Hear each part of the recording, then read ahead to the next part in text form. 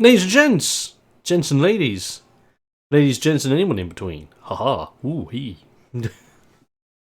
Still trying to think of interesting intros. But ladies and gents, welcome for a little bit of a different Ring Warriors based streamy. As today, we are doing what I like to call Create a Wrestler Stream, where you guys can come on down, join me on the live stream, as we will make a character with you live on air. It's as simple as that. Using the Wrestler's Manual, which is right on your screens now. Woo! You also notice that there is a second screen right over there. That is for my little makeshift character sheet. I know it's not anything fancy yet, but as you can imagine, with me mostly focusing on the actual game right now, the character sheet, kind of non-existent. But we've got the basics, such as character's name, race, gimmick, style, the character's HP and AC, which we'll calculate as we go along. The stats, being power, cunning, toughness, smarts, wit, and appeal, with appropriate favor and harm stats. Racial skills, style skills, and your climax move, which I should put on there, or else you're just going to see climax and laugh your heads off. So the trick of this is very simple. I need one of you, fair viewers, to join me on this grand adventure, and you can do so via one of two different ways. We can either do it through the chat or through private messages, where you just let me know what you're interested in as we go through the options, or any questions you may have as we'll flesh things out as we go along. Or you can actually join me, and this is why I've got my headset microphone on.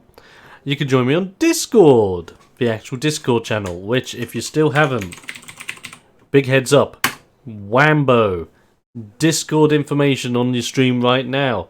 Join me, come on down, do it. Hello Trap, how you doing? Or you can join me on my Discord server, and if you want to do it voice chat style, even if you're not able to voice chat, but you think it's easier to hear it through voice chat or whatever way, we'll do it that way instead. Whatever is easiest for you. And so literally, it is now a matter of who would like to go first. By the way, I do see the Trap has joined the Discord. Hello. Trap, am I right in saying that you followed? I want to say yes, but I generally haven't seen the follower pop up if you have or not. I know Happy did, and that was a long while ago. Because I'm only asking because I need to know if I need to give you the appropriate role on Discord or not. And there's Kalo. How you doing, buddy? Good to see you. To see you nice.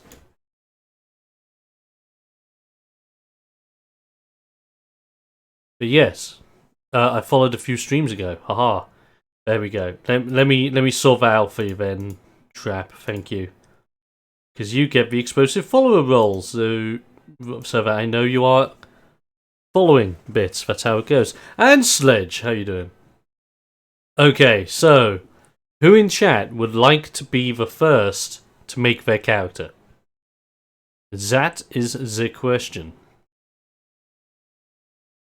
And if you would like to make your character, would you prefer being on voice chat, or would you prefer chatting through the live stream chat? If you let me know that, then we know exactly where we're going to be starting. And of course, after I've created your character, if you want a copy for yourself, please let me know, because I will then post these on the Discord server for you. Well, probably not on the Discord server, but I will post these as a personal message to you via Discord, or via whatever's easiest for you, so that you can have the copy yourself. Simple as. Can't really voice chat? Well, that's fine. It's a matter of... This is why I've said you can either use voice chat or just use the chat in the live stream to converse. Yes, I'm interested. Yes, I'll talk through here, thank you. That's all I need to know. It's literally as straightforward as that.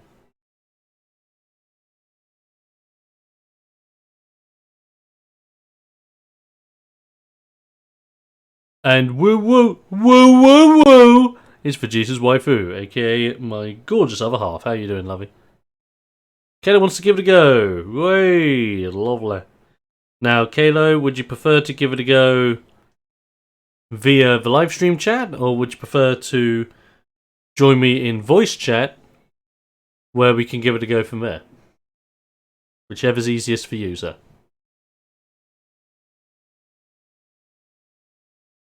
You do voice chat. Okay, lovely. If that's the case, let me doobity-doo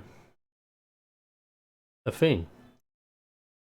There you go, you're in chill and chat. I'm going to drag you into the live stream lounge, and we're going to construct your boy.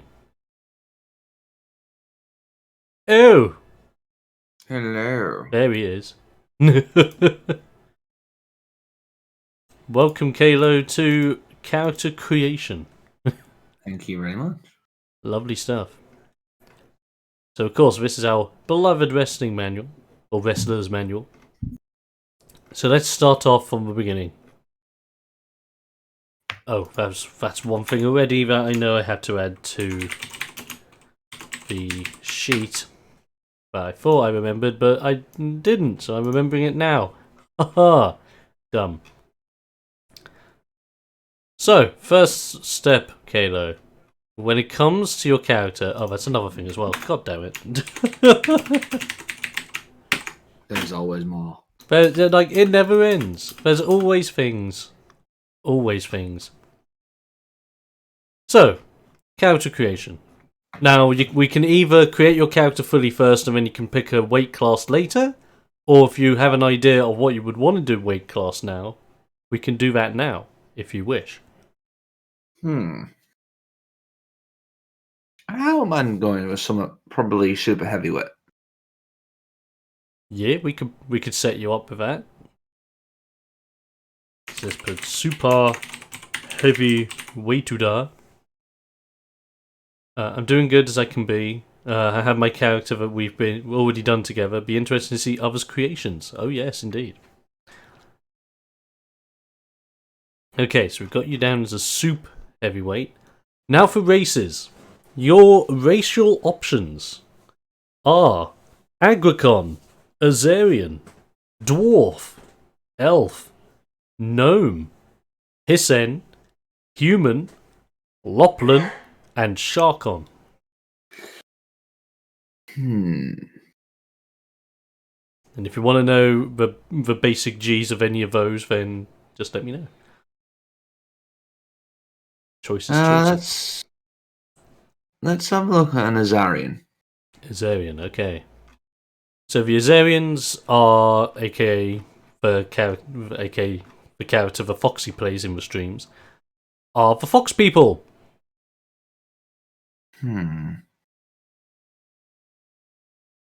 Or if you want to have a look over their lore, Azarians are known as some of the most cunning creatures on the planet. Their involvement has been paramount in many military-grade events such as the Great War and World Wars.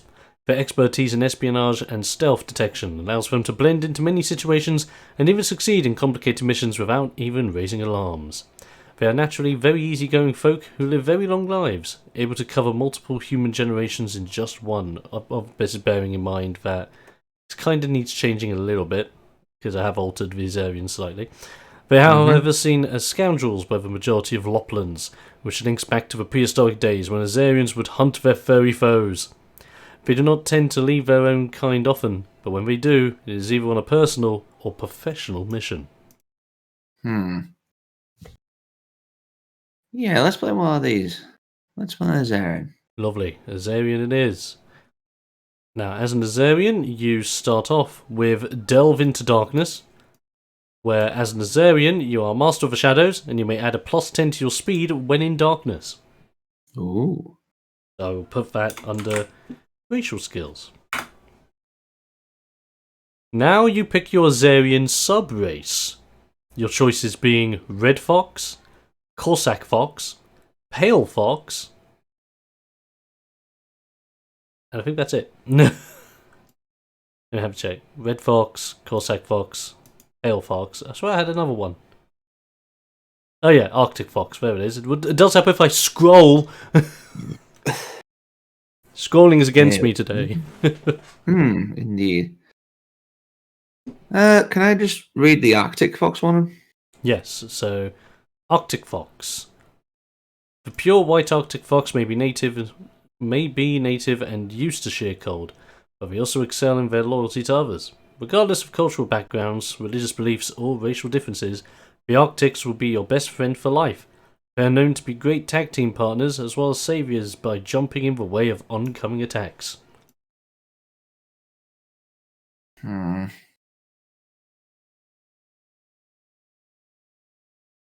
Yeah, let's do something with that. Alright. With that, you get the additional racial ability of Faithful Allegiance. As an Arctic Fox, your connection with others grant you strength. As long as you are within 15 feet of an ally, you have an additional +2 chance to hit with all attacks. And when performing a tag team move, you and your partner attack with favor. And that part of the racial skill has a 1d4 cooldown. Okay, let's get back there. On top of that, you also have a +2 to appeal and a +1 to cunning right off the bat. Lovely. Let me just get that on. 2 to appeal, both. 1 to cunning, both. Lovely. And now we have your racial shenanigans done. If we keep scrolling, right? Yeah. Okay. We are now over to wrestling styles, which will be the next major thing to choose from. Now, we can either choose the style first and you roll your stats after, or you can roll your stats first and pick the style after. Which would you prefer? Which one's easy for you?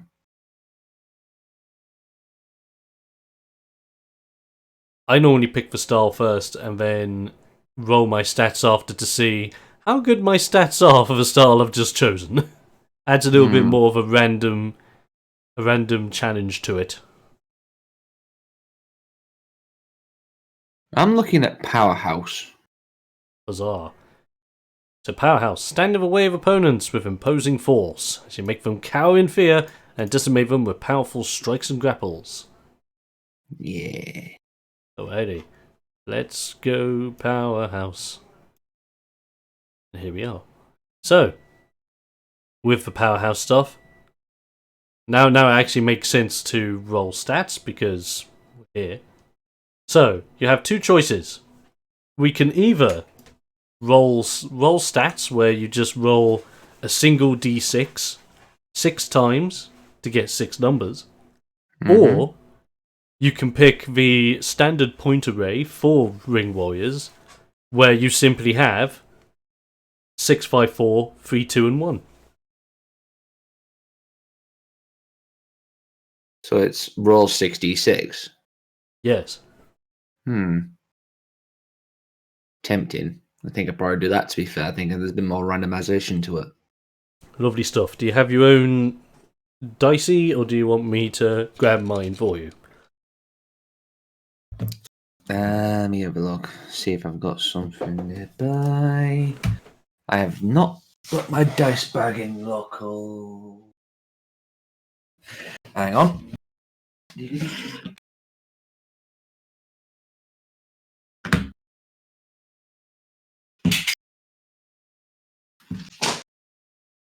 I knew I had my D&D dice around here somewhere. The hunt for the dice. Indeed.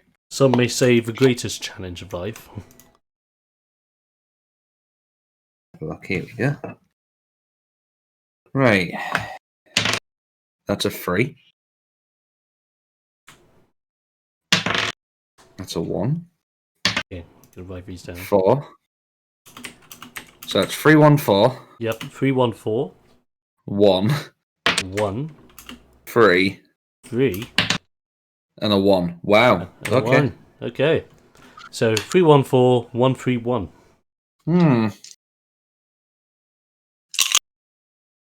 That wasn't a good stat.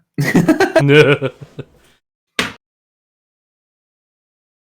I think my dice have betrayed me.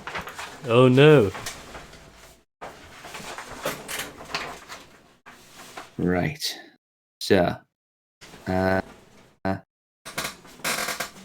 good start, but we'll go with that. I think. Okay. So what? Well, Too many ones from my life. there's too many ones. Yeah, there is too many ones. But that's also part of the funds. Yeah. Okay, so we'll do one for smarts, one for wits. Okay. One for smarts and one for wits. So we'll annihilate 2 ones out of there. So you've got 4, 3, 1. No, 3, 4, 3, 1.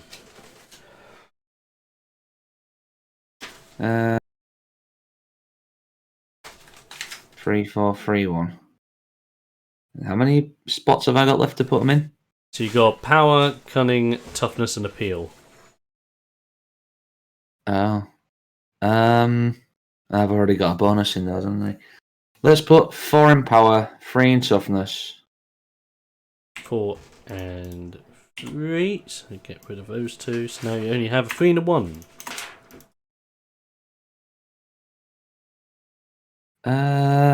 Let's put the one in cunning and 3 in appeal. Okay, 1 into cunning, turning that into 2 cunning, and 3 into appeal, making that 5. Lovely stuff. I am one sexy fox boy. Oh yes. Some sexy, powerful fox boy. Okay, so with the favour stats, no, first things first. With the harm stats, that is half your stat rounded down. So we've got 2, 1. No, that's 1.5, so that'll round down to 1. That 0, 0. And let me see, half 5, 2.5. So that'll be 2. While the favour stat, which is half of it added on, so that is 6. Cunning would be 3.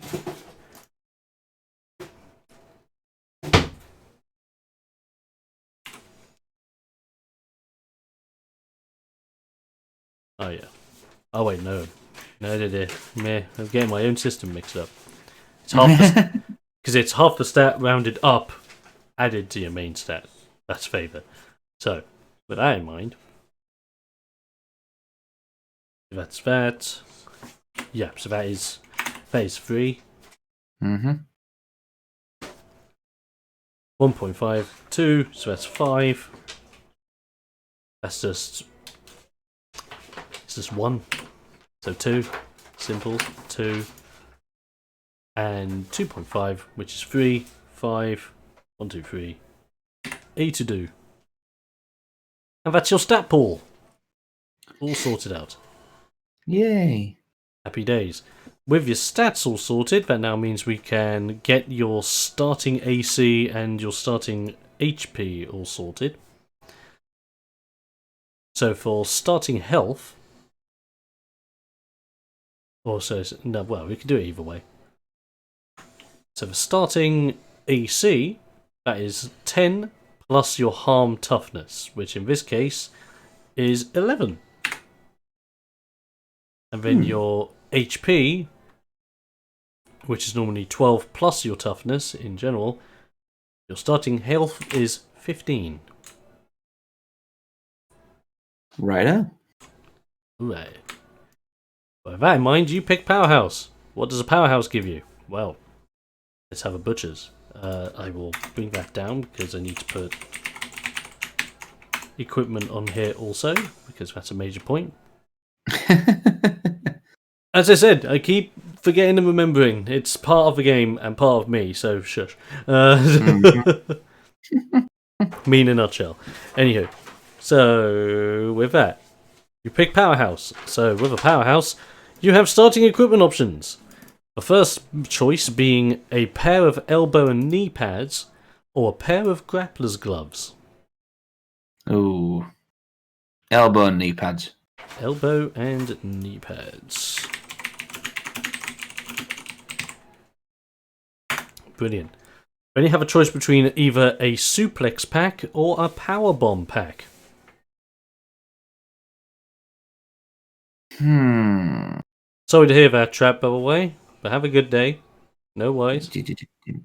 Let's see. Let's go with the power bomb pack. Oh, the Pua Boomer pack. And you also get a unique skill with being a powerhouse, which in this case is you have break it down. You can roll a power die to attempt to break anything you see that is breakable. This could be a door, a weapon, etc. And then skills, because you're starting as a powerhouse level 1, which I will put on there. Powerhouse 1. And you are a Arctic Fox Azarian.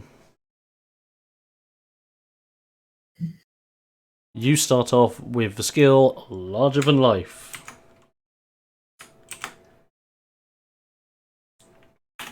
There we go, that's all on there.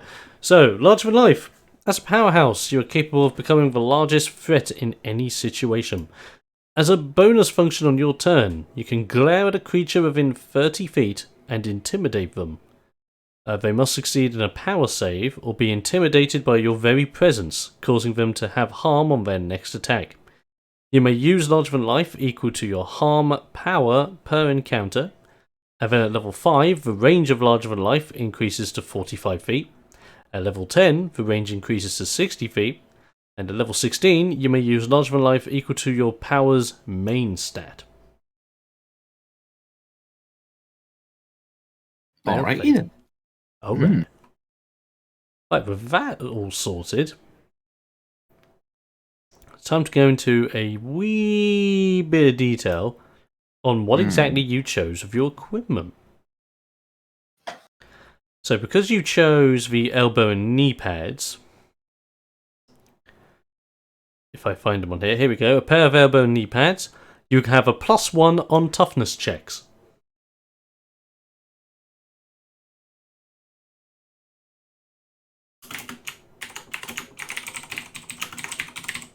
Which is awesome. Yeah. And then for the power bomb pack, go down to a pack section. With a power bomb pack, you have at your disposal an iron bar and set of 20-pound weights, a pair of hand grips, a set of casual clothes, and a set of front seat tickets. Oh, goody. Alright. So you can use all that to your advantage. Now with that done, we roll on to one of my favourite sections. Once I get past the tower decks, because that's not what we want. We now have gimmicks! You can pick your wrestling gimmick, which can give you some quirky bits in itself. So, gimmick-wise, you have categories of gimmicks, and then you have individual gimmicks within that category. Right. So we have categories such as the professional, the punk, the entertainer, the advertiser, the villain, the millionaire, the working man, the musician, the actor, the hot topic, the madman, and the stoic.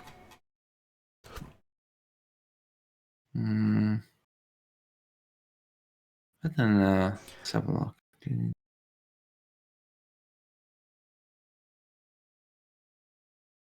Can you go through them again for me? Yep, that's fine. Cheers. So we got, first one is the professional. We have the punk.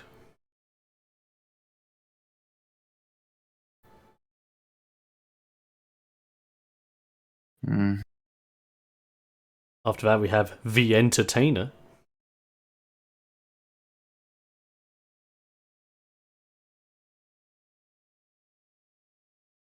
Righto. You have the advertiser, Okay. the villain,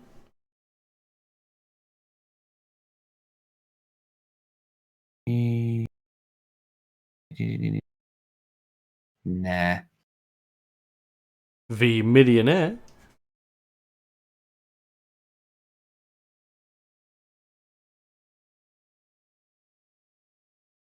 Okay. the working man,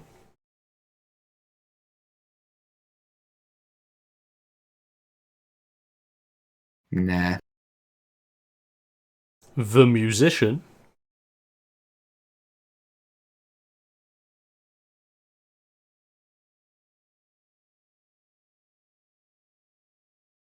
Interesting. and then you have the actor,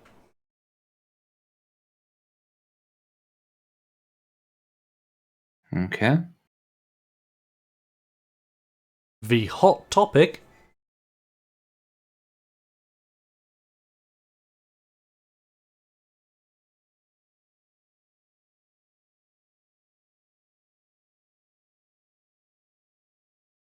Okay.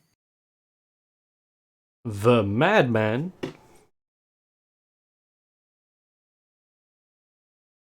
Okay.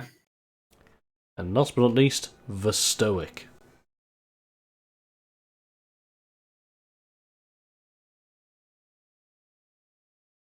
Hmm. I was thinking maybe the musician. Okay, let's go up to those options. Okay, so with the musician, we have, as choices for you, Mm-hmm. you've got singer, guitarist, or classical.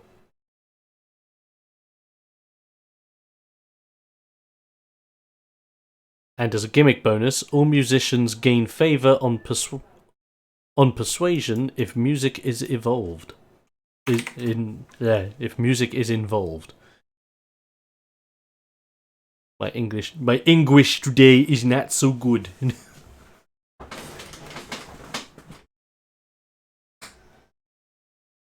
Hmm.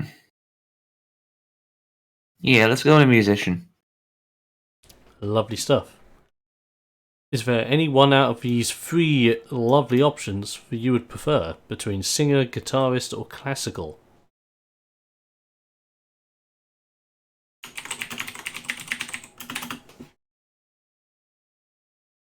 Let's go with classical.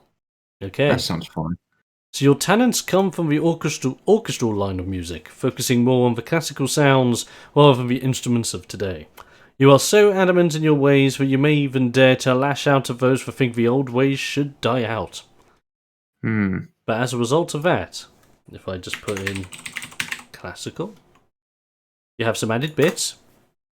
You start off with 125 wrestle bucks.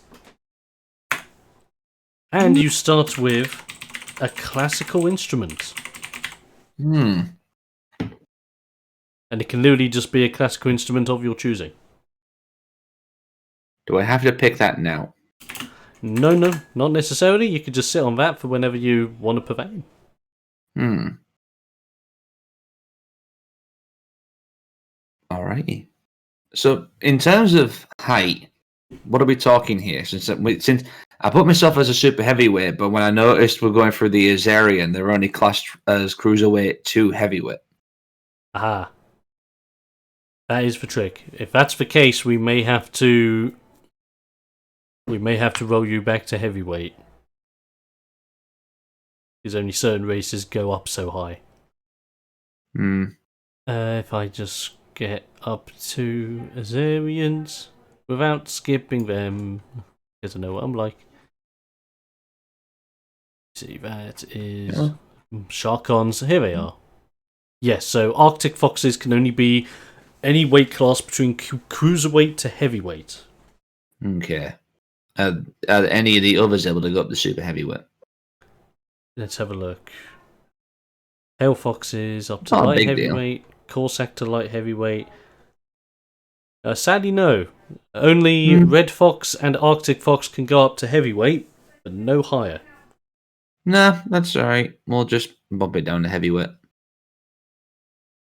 That's all right. We'll If, just bump that. if that's going to be an issue. Nah, not an issue. If anything, you could still lift super heavyweight objects and people without much of a struggle. Mm-hmm. You're only going to struggle with gigaweight, the highest weight class of all. But because of your speed, but because of your weight being heavyweight, your speed is 30 instead of what would have been 25. Right, okay. So not that bad. Mm-hmm. Next choice to make for yourself. Will you start the game a face or a heel? Ooh, that's the question. Because this is the role-playing option. I'd probably go heel. Oh, lovely. And that is the majority of your bits done. Obviously, apart from character name, but you can either think of that when we're all sorted, or chime that in whenever you have an idea. Mm-hmm. So when we're going for, I'm a silver fox, correct? Yes, you are an Arctic Fox. Arctic fox. Which can be silver in colour. Mm-hmm.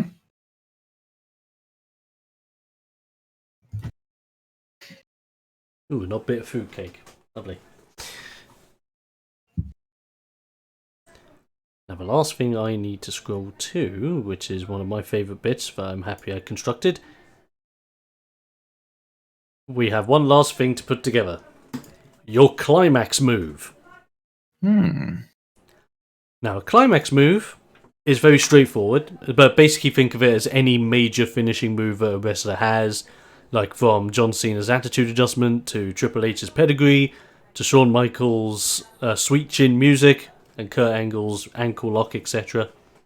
Right, okay.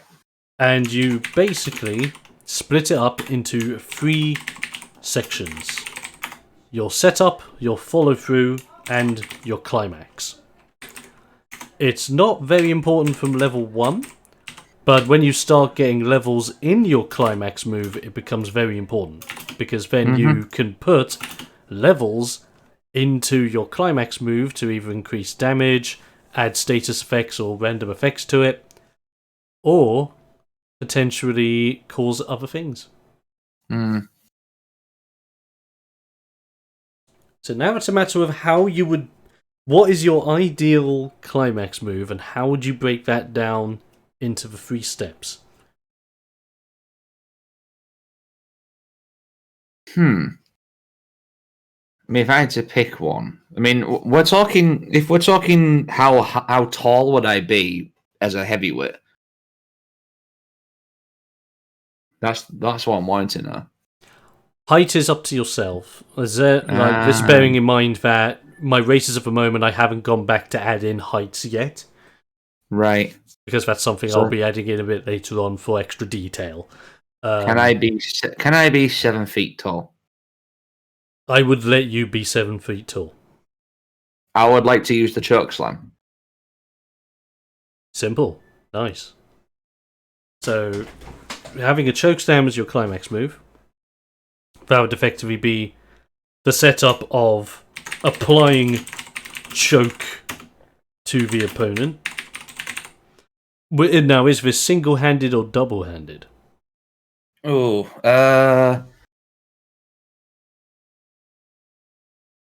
probably single-handed. Single-handed. The follow-through will be lifting opponent into the air. No, lifting, not lighting. What is... I even typed F! Keyboard, what is happening? This does not give people in chat a worthy use of F in chat, by the way. Later. Even though we've had a few F in chat moments already. Whatever. So lifting opponent into the air would be the follow-through, with climax being smash opponent into the ground. Very simple.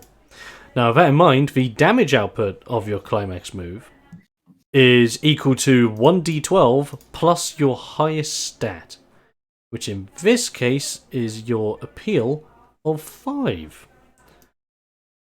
So that'll be 1d12 plus appeal until or if those stats change in any way, shape, or form. And the other trick with that is you can either name your climax move now, or you can name it later.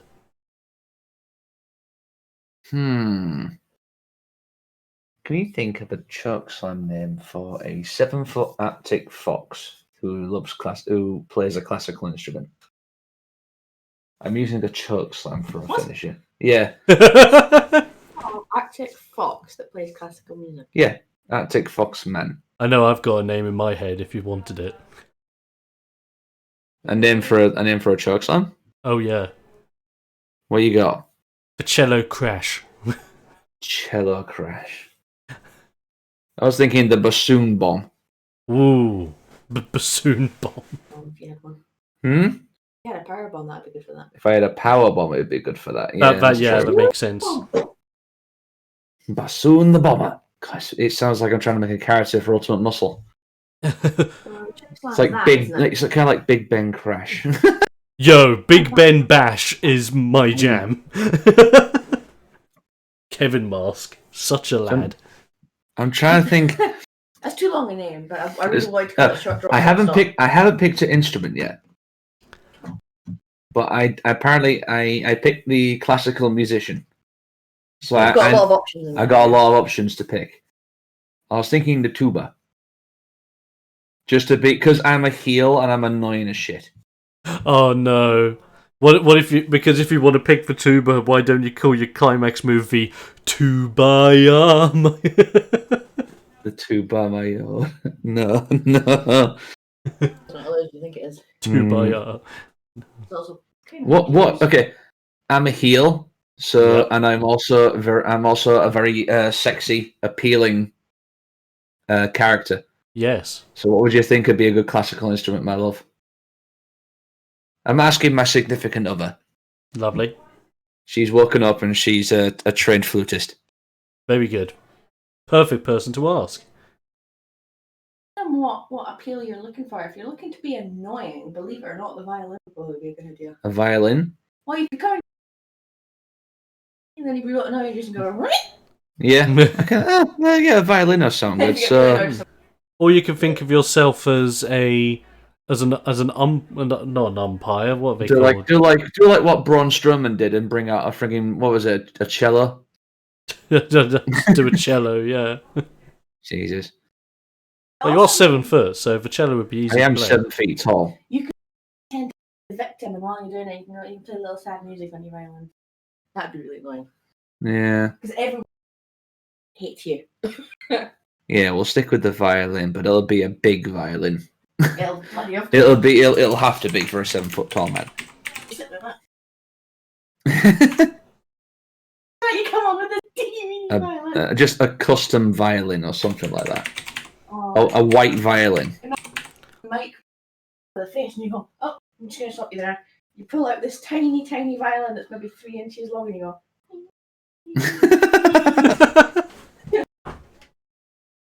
just a tiny violin inside the underside of the violin. Yeah, Just ding. WWE as an example, it's like, who's currently a face? I've no idea.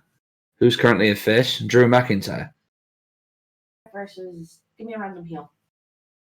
Who? Give me a random heel. Bobby Yeah, Lashley. random heel. Bobby Lashley. So Drew McIntyre is going off about how this guy, he's despicable and that kind of thing. He goes, hold on a minute.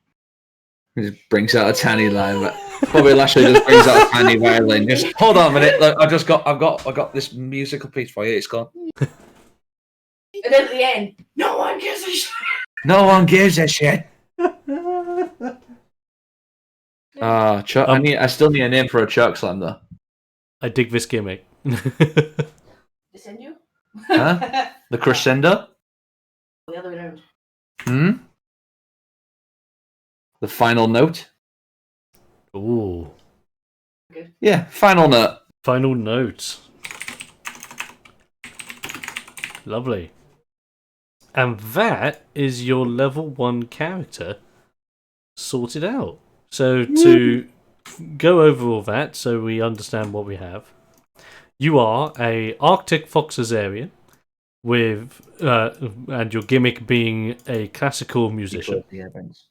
You are a powerhouse, a heavyweight powerhouse.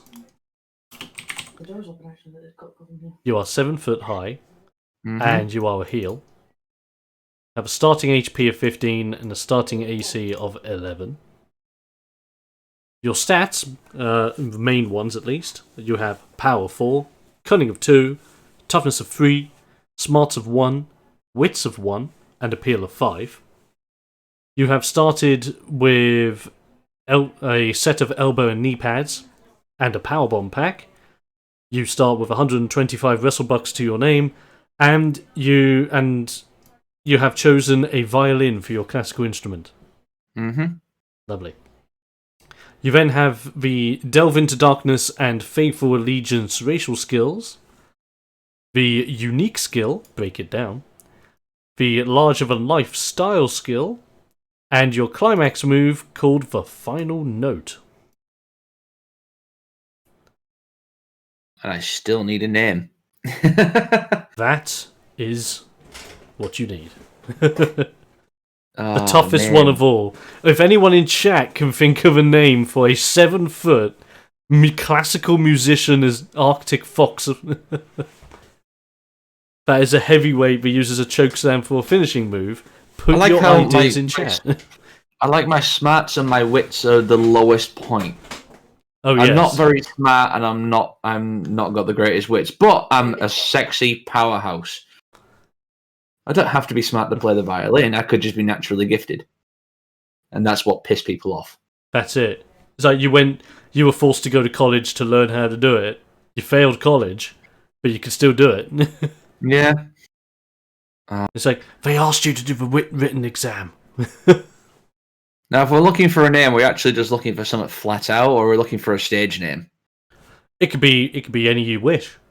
It can be just a name, or it could be like a nick. Like you could have like a name that's just a single name with a nickname either preface or afterwards.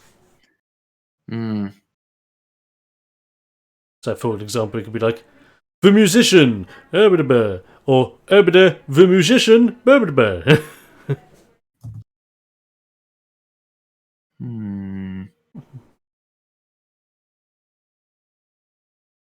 It's always the hardest part, the naming convention of it. Yeah. Ooh. Let's see. We have a suggestion in chat from my other half saying Fabio. Alright, then how about I'll put it in chat. How about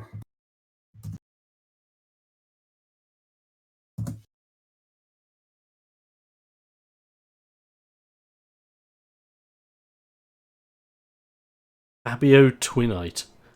Twinite? Oh, Twinite, sorry. Sounds grand and Sexy Fox's fab. Yeah, let's go with that. Okay. Fabio Twinite. Fabio Twinite. And there we have it. We have Fabio Twinite, the Arctic Fox Azarian musician that beats the crap out of you. Oh yeah. Lovely stuff. Right, Indeed. I'm gonna save that as Kilo with Fabio Twinite. Don't know why my mouse likes to press A twice. Well, thank you, Dan. £2, please. £2 for a coffee? But yeah, that's actually half decent, actually, now that I think about it. rate's not that bad. And there you go. Kalo, that is your wrestler. Woo! Happy days. Happy days. Right, is there anyone that wishes to follow suit with Kalo and make another character? If so, we will then, if you then want to join, if anyone in general actually wants to join in the voice chat for some extra extra banter and creative ideas being shared, let me know, or simply come onto the Discord and join the chill and chat section so I can drag you into my live stream lounge. And if you don't have access to the Discord server, just hit !Discord in chat and it will come up for you. Or just scroll down and it's in the panels down below. Numbers? I mean, would my missus make a character, but obviously she probably wouldn't take part in like any of the things. That's fine. But she won't mind making a character. If she wants to make a character, I'm game for that. Do you want to make a character? Yeah, okay. Have a laugh with it? Yeah. Figure it out. Right, let me... wants to have a go. I will load another blank sheet.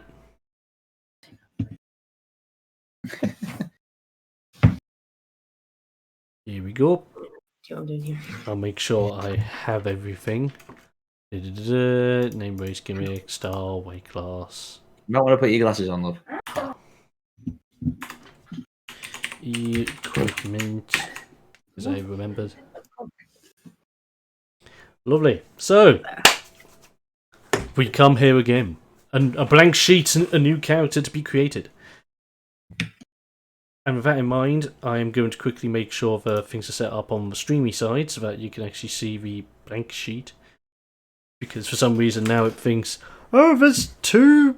No, there's not. But there isn't. Yeah, what's happening here? Oh, yeah. Yeah, no. What in the dingle is going on? Because I don't like it. Yeah, I'll just do it like that. That's easier. Well, D6. let's put it this way. You go for the 6, 5, 4, 3, 2, 1, or you can roll 6d6.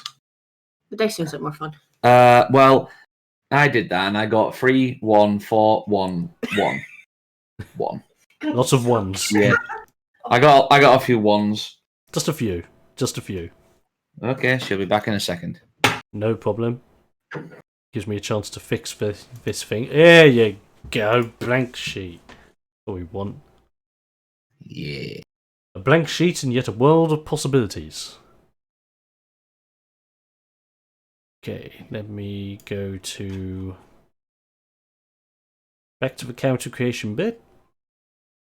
And we're good to go. Lovely. Gives me a time to... Gives me a time to check my coffee is sippable or... Nope, definitely not. Not burning my tongue yet. Verbally ever, but I know every now and again it does happen. Oh, it's a good thing I woke up when I did, or else I would have missed this. It's a good point, yeah. I mean, oh yeah, you do night shift, so I can't complain about waking up at 4 o'clock in the afternoon. Oh no, I'm off work at the moment. I was just taking a nap. Oh, fair enough. Then my phone started blaring off. Aha. The joys of technology when it works. Yay, when it works. I'm back at work tomorrow, unfortunately. I've had a week and a bit off. Unfortunately, it's back to night shifts tomorrow night. Ooh, typical. Yep, 5 p.m. start, 5 a.m. finish. Ooh. It's not actually as bad as you think. Once you get to midnight, it's like, wow, I'm already more than halfway done. Fair enough. Time passes. Easy job. Yeah, fair play. It works. Mm-hmm.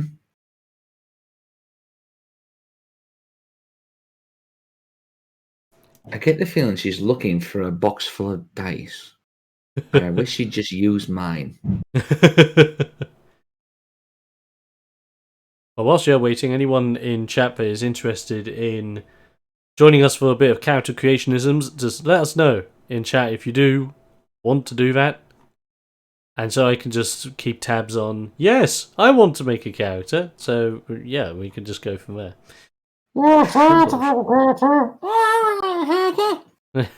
Alright, Kenny.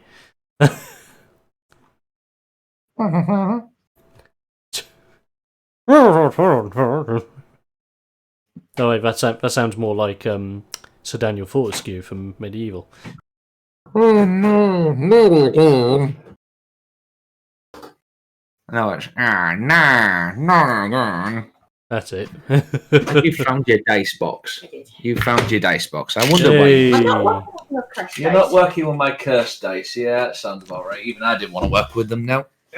Fair play. I get the feeling I maybe have a weighted dice, but whatever. So what am I doing?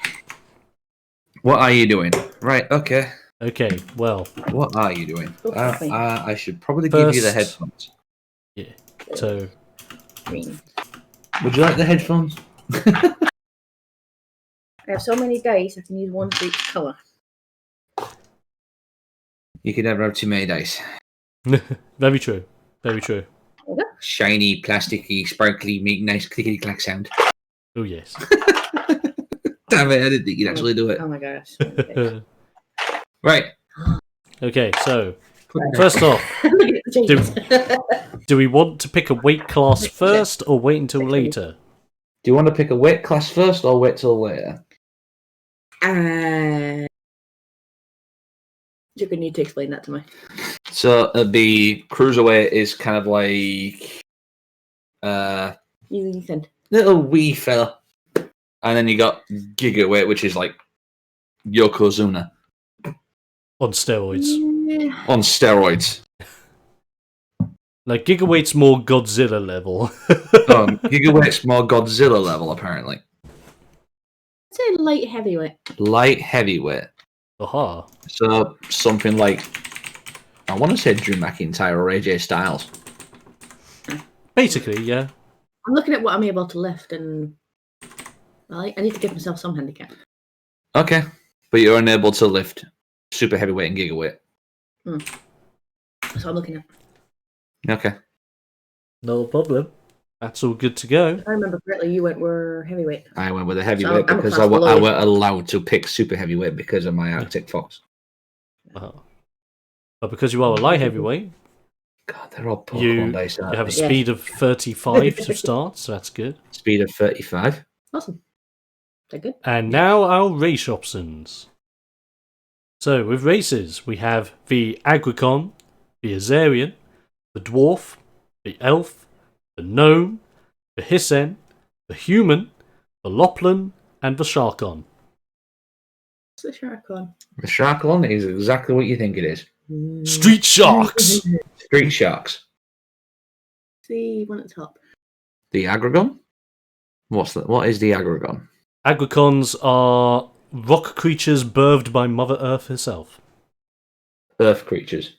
And is that the Hizon? Hmm? The one above human. Hissen? Oh, Hissen, yep, snake people. Snake people. The snake, shark. I'm sure the Lopans. The Loplans are like bunny people. The rabbit, yep. Rabbits, nah. Ew. Ew, no. Thank you. Because when I first announced I was doing a rabbit class, everyone wanted to be a Loplan, and I'm like, stop! Don't create Belle Why? Delphine. I'll be on his end. You want to be a Hissen? Ooh, Snake person. I will bite you in the face if you get too close. Yeah, that's about right. sounds good. Well, I thought a shark would be a bit over OP in terms of bites. Hmm. But you probably get like a venom or some shit like that, knowing my luck. Yeah. Okay, Sharkon bits and Loplan bits. Hissen, okay. Hissen. So, as a Hissen, might as well go through the little lore bit that I've done.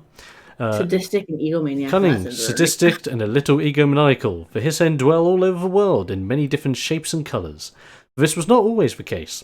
For the longest time, the Hissen stayed in their native territories of India before progressing out to the rest of the world. Whilst in the Indian circuits, they were able to refine their trade and practical craftsmanship, as well as build on their own unique style of wrestling, known as Samp Kushti, Hindi for snake wrestling.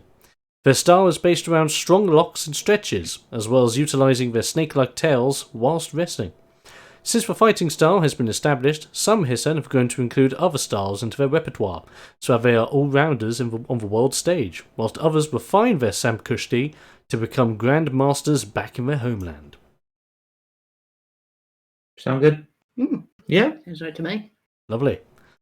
Right, with that in mind, you start with Snake Mist. As they grow, they learn to use their own innards as a weapon. Players may choose one of the following coloured mists that their Hissen can spit out, and this mist is counted as a weapon attack. You know, I get to spit. You know Asker with the green mist? Yeah, I get to spit. You get to spit and mist. You get to pick the colour, though. Yes, we have green, red, black, blue, and yellow. Orange and purple and blue. No, it's not a rainbow. Sadly. Aww. Don't worry, if we get enough people on the Kickstarter, I will make an LGBT rainbow colour variant.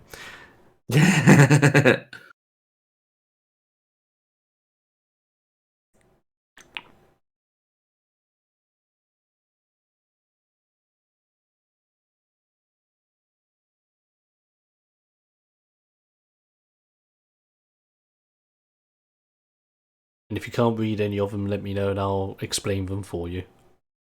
She's going through them. Oh, lovely. So we've got a healing mist, a berserk mist, a sticky mist, a sleep mist, and what looks like a fucking pheromone. That's an interesting choice, actually. Tempted by the blue one, but that's because of my Monster Hunter logic, where if I put something to sleep, I deal double damage if I hit it. That seems to be true here. Yeah, I think I'll go for the blue one. We're going for the blue mist. Okay, blue mist. So the blue mist is known to help people sleep during hard times. You may spray this mist on a target, make them roll a wit save for DC 8. If they fail the save, they are put to sleep for 1d4 turns, and the target wakes up if they are hit by an attack, but receive double the damage on that one attack.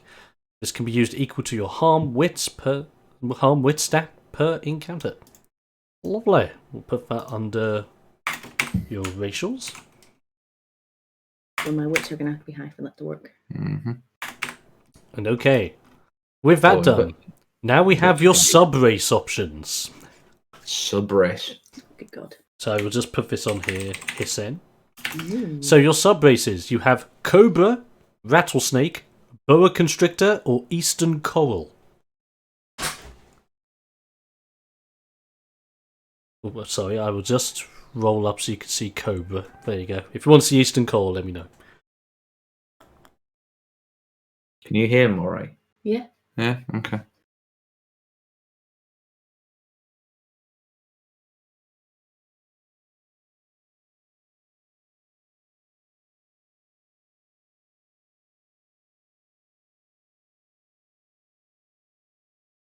Choices.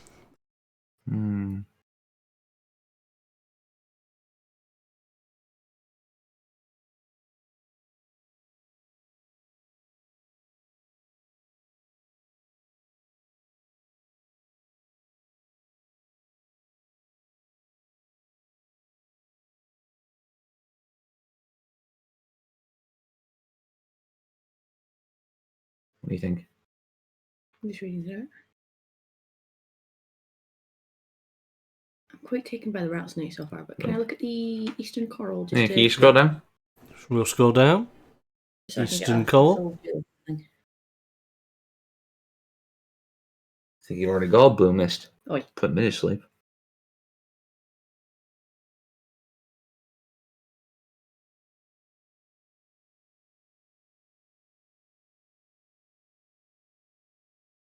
I'll go for the rattles. Yeah, I think the rattlesnake probably makes sense. Okie doke. Rattlesnake. So, the Rattlesnake Hissen are commonly seen as the most intimidating from all the sub-races, even though they are not all cut from the same cloth. Their naturally born rattling tails have given them so much comfort as infants that they turn into adults and they see them as a friend rather than a simple extension of themselves. As a result, wrestling rattlesnakes are constantly feared, not just for the rattling sounds but because of their attitude once the bell rings. If you're happy with that, you will get a 2 in your wits, or no, wait, no. You get either a 2 in your wits or your appeal, your choice to start with. And I'll go for wits. I'll go for wits. Plus 2 in the wits. And you also start with Rattles of Doom. Great, great name for a move if you want to roleplay a baby. So, as a bonus function, you may rattle your tail to scare enemies nearby. Enemies within 30 feet can hear you, must roll a wit save, and if they roll lower, they are frightened and have -2 AC for the next attack against them. So basically, I can put them to sleep or scare the crap out of them. Yep. Sounds about right. Basically. Great options. And they both run off of wits. So that works really well. Power gamer. Power gamer. It makes sense to me. Meta There gamer. you go. And now we come to the next question. Do we want to pick the style first and roll one you know what your style is? Or do you want to roll your stats first and pick the style that you think best suits the stats? Roll stats first. Roll Oh, stats first. okay, stats first. So I was ready to write them down, so we need 66. 66. And she has 66 right in front of I her. roll them all at Hey. once. Roll it. You can roll them all at once if you want. Get a good roll. This is going to be a failure. Oh, we lost one. That's a 4 count. Okay. Oh, bloody Oh, hell. fucking hell. Okay. I don't believe this. Oh no. What we Um, got? Changed it. Right. Do you want to read these? No, I'll let you do it. You've got the Okay. voice. 3, 3, 4, 4, 5, 5, 6, 6, 6, 6. 6. Oh, nice. In I wish I could say. comparison. In comparison to me, cursed dice versus gifted dice. I'm actually amazed. This is insane. So we have 3, 4, 5, 6, 6, 6, and you can put Yes. those numbers into power, cunning, toughness, smarts, wits, and appeal. I'll put 3 into appeal because I'm not looking to be 3 into appeal. pretty. Okay. Okay. Not looking to be pretty. Being to appeal gets rid of a 3.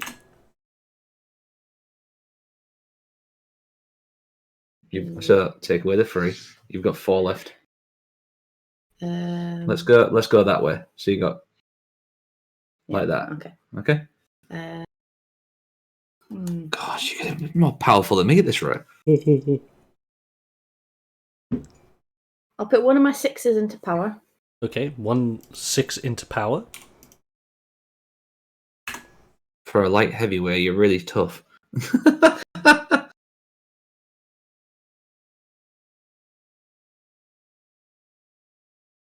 What's the difference between cunning and smarts? So, cunning is about using your natural senses to be a bit more devious and a little bit more constructive with your wrestling style. With smarts, it's all about what's in your head, all about intelligence and how you would strategize coming into a fight.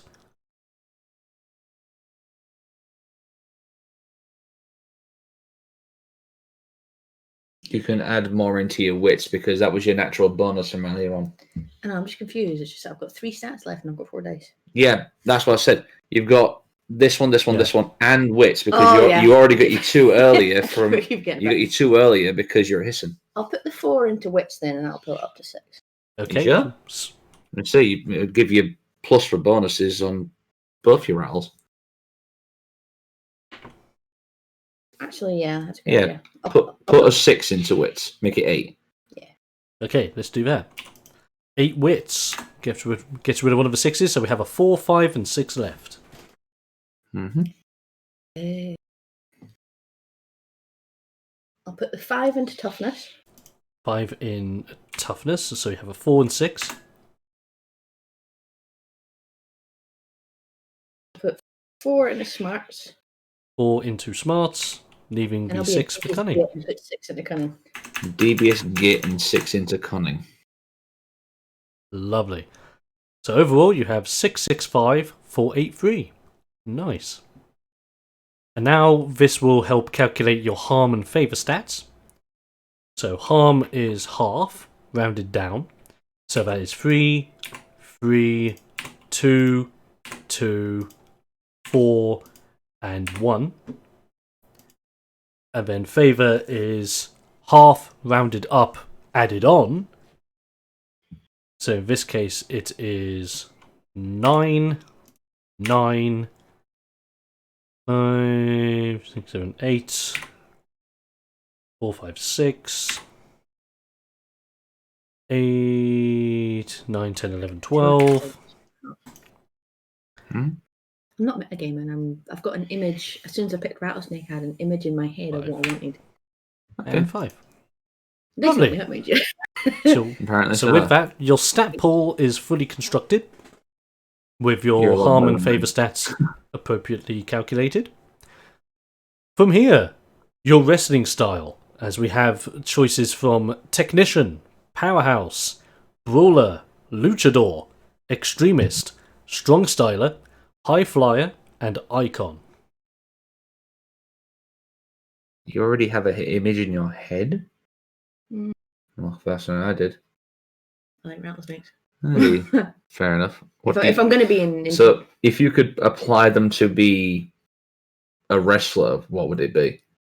Do you have somebody Powerhouse who's wouldn't current? work because I'm looking more for So what? manipulation. Okay. So, what kind of wrestler would you apply?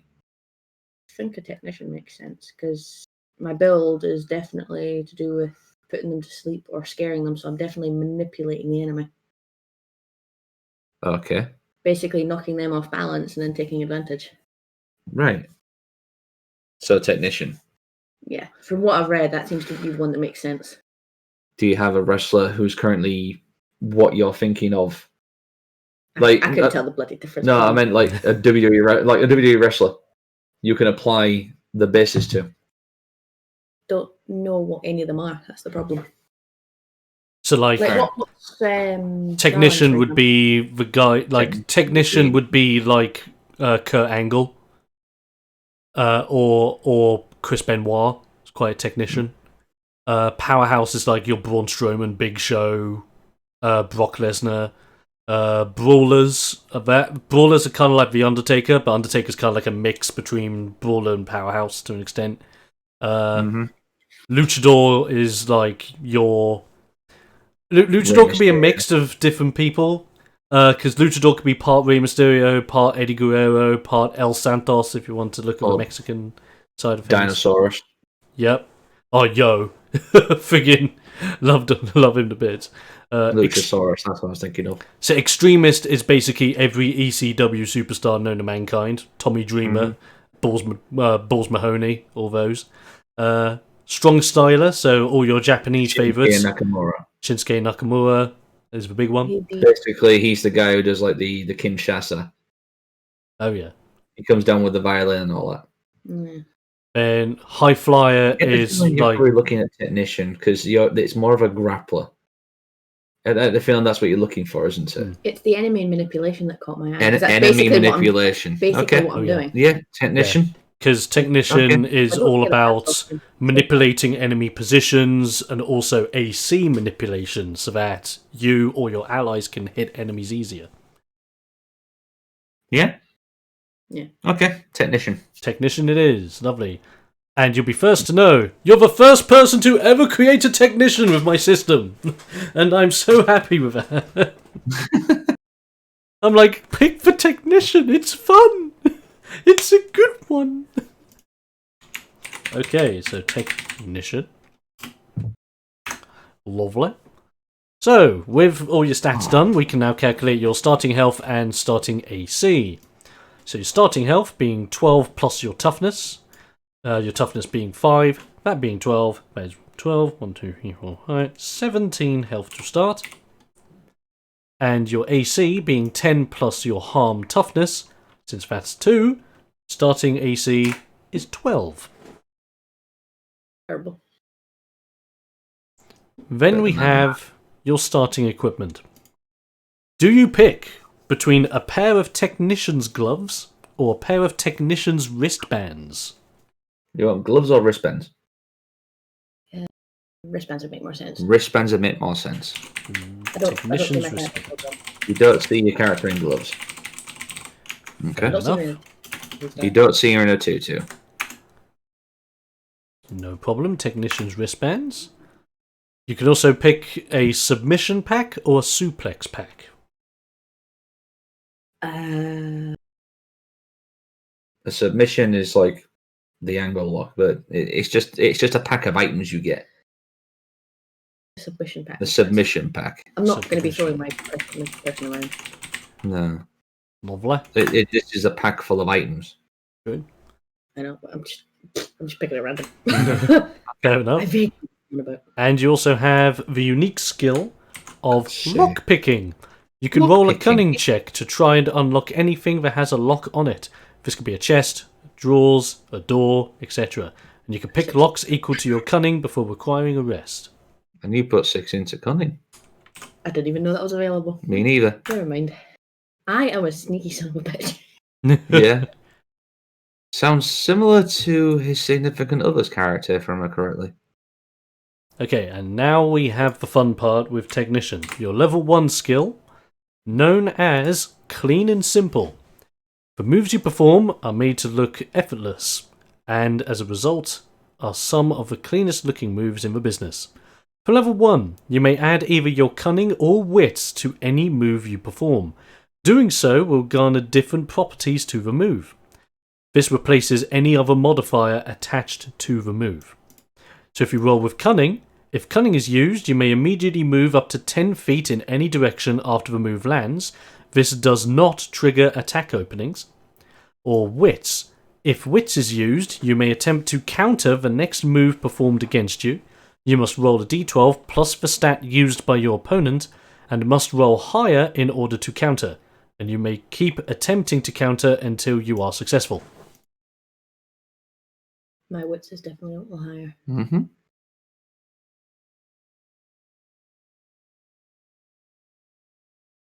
Wits makes more sense. Which makes more sense.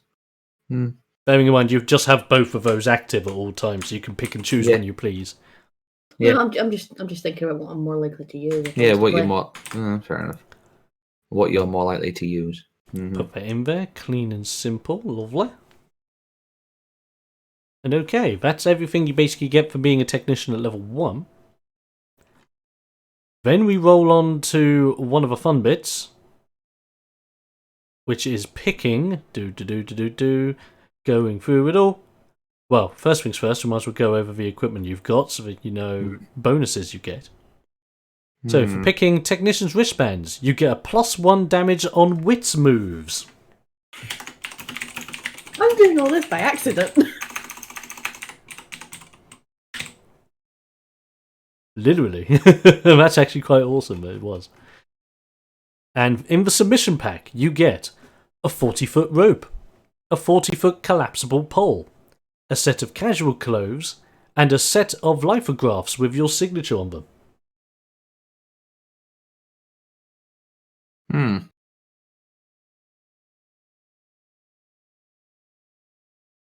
I'm definitely happy with my choice. Okay. Awesome. Right, with that, we're going to scroll all the way down to gimmicks. The gimmick of your wrestler. So we have a lot of choices here, so we go through these one at a time, and if you don't find one category interesting, we'll roll on to the next one. So, starting off, the first category we have for gimmicks, we have the professional, with either the up-and-comer, the veteran, or the next generation. I get the feeling I know what she's going to pick. Not from this one. It'll be one of the other ones. I have a feeling I know where you're going with this. Can we read the next one? Read next one. Yep. All right, down to the punk. So the next one is the She punk. wants to see them all before we make a Okay, decision. yeah. So we have the punk with either anarchist. I was going to say arcanist, but no, that's D&D 5th edition. So it's anarchist, rioter, or gang leader.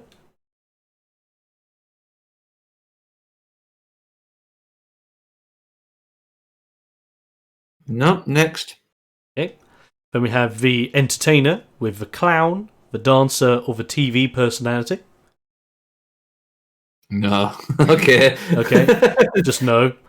The advertiser, with either beautician, car salesman, or the pyramid schemer. Nope. Okay. No worries. The villain, with either dastardly, traitor, or comical.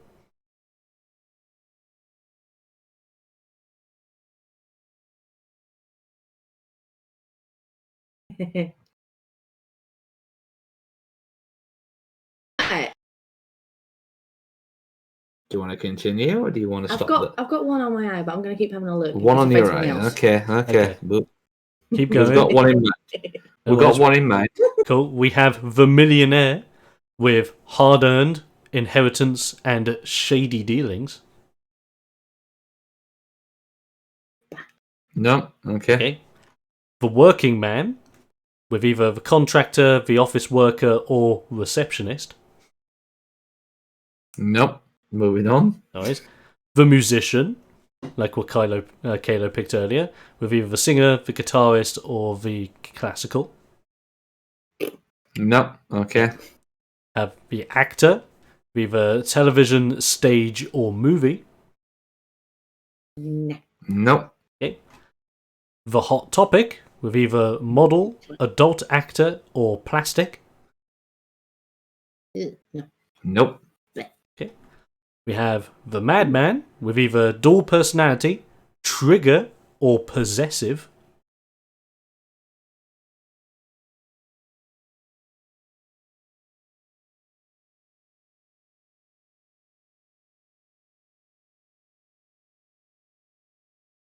Keep going, but I've got another one.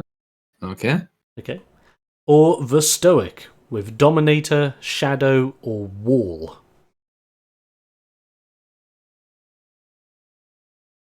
Mm-hmm.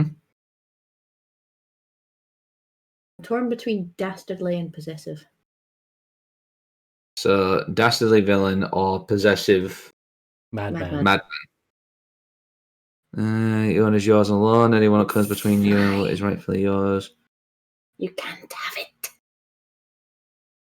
Mine, I tells ya. So, I'm getting into it anyway. So it's getting ideas with dual personality.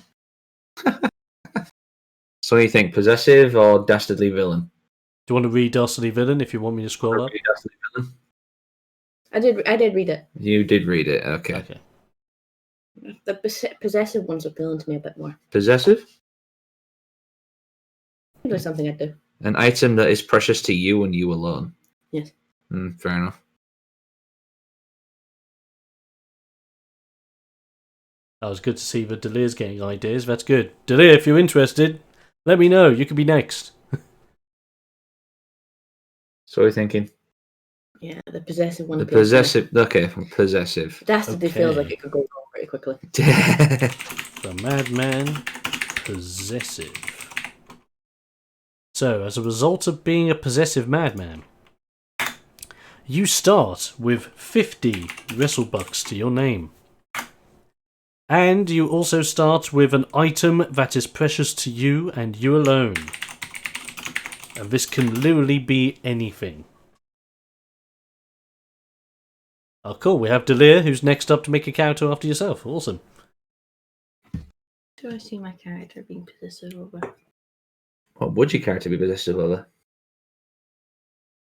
When I think Hisson, I keep thinking like kind of like For some reason, a taxidermied mouse came into my head. a taxidermied mouse or a mouse plushie. You know, like first kill sort of scenario. Hmm.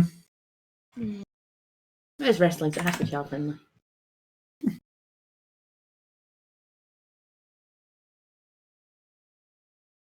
Or does it have to be child friendly? That's the real question. That's to be child friendly. This isn't 10. That's true.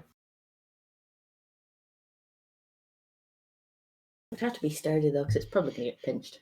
Has to be sturdy. Yeah. Yeah, taxidermied mouse's head would come off. What about a precious jewel? Probably get fucking robbed. Yeah.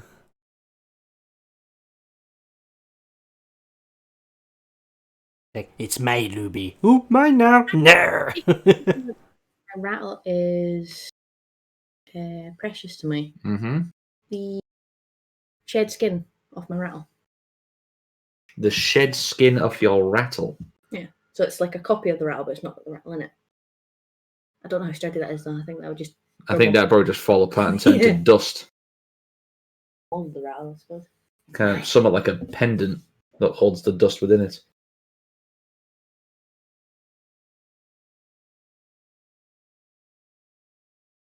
It's quite a hard one, actually. Hmm. Oh, carefully. Well, for you, it's For some reason, I thought of a chip buddy.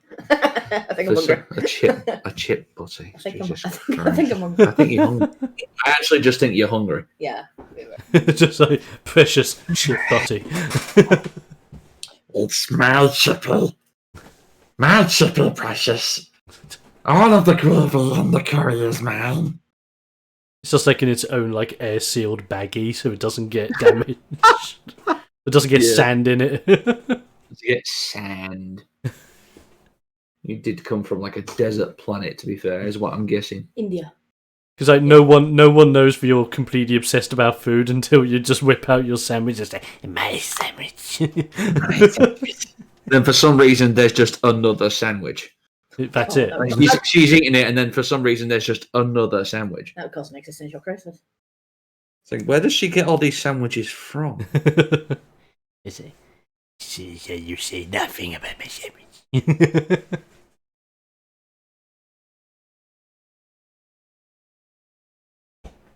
Oh, it's like like the heavy from TF2. That's one way of thinking about it, Delia. Who touched Sasha? Who touched Megan?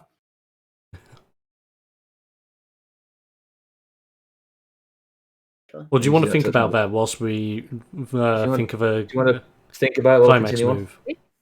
I'll think about it and I'll come Right, back let's to go it. to your climax move. Right. Let's do another one. Climax! Climax! Which, no, is not something you should joke about. Even though everyone already has. It's just like, why you call it climax move? And it's like, well, I can't call it a finisher because that's copyrighted. So, shut up. Vince is an ass. No matter, look, I'll try and get her with my frigging choke slam, and all of a sudden she'll just wrap herself around my frigging arm. Okay, so climax move.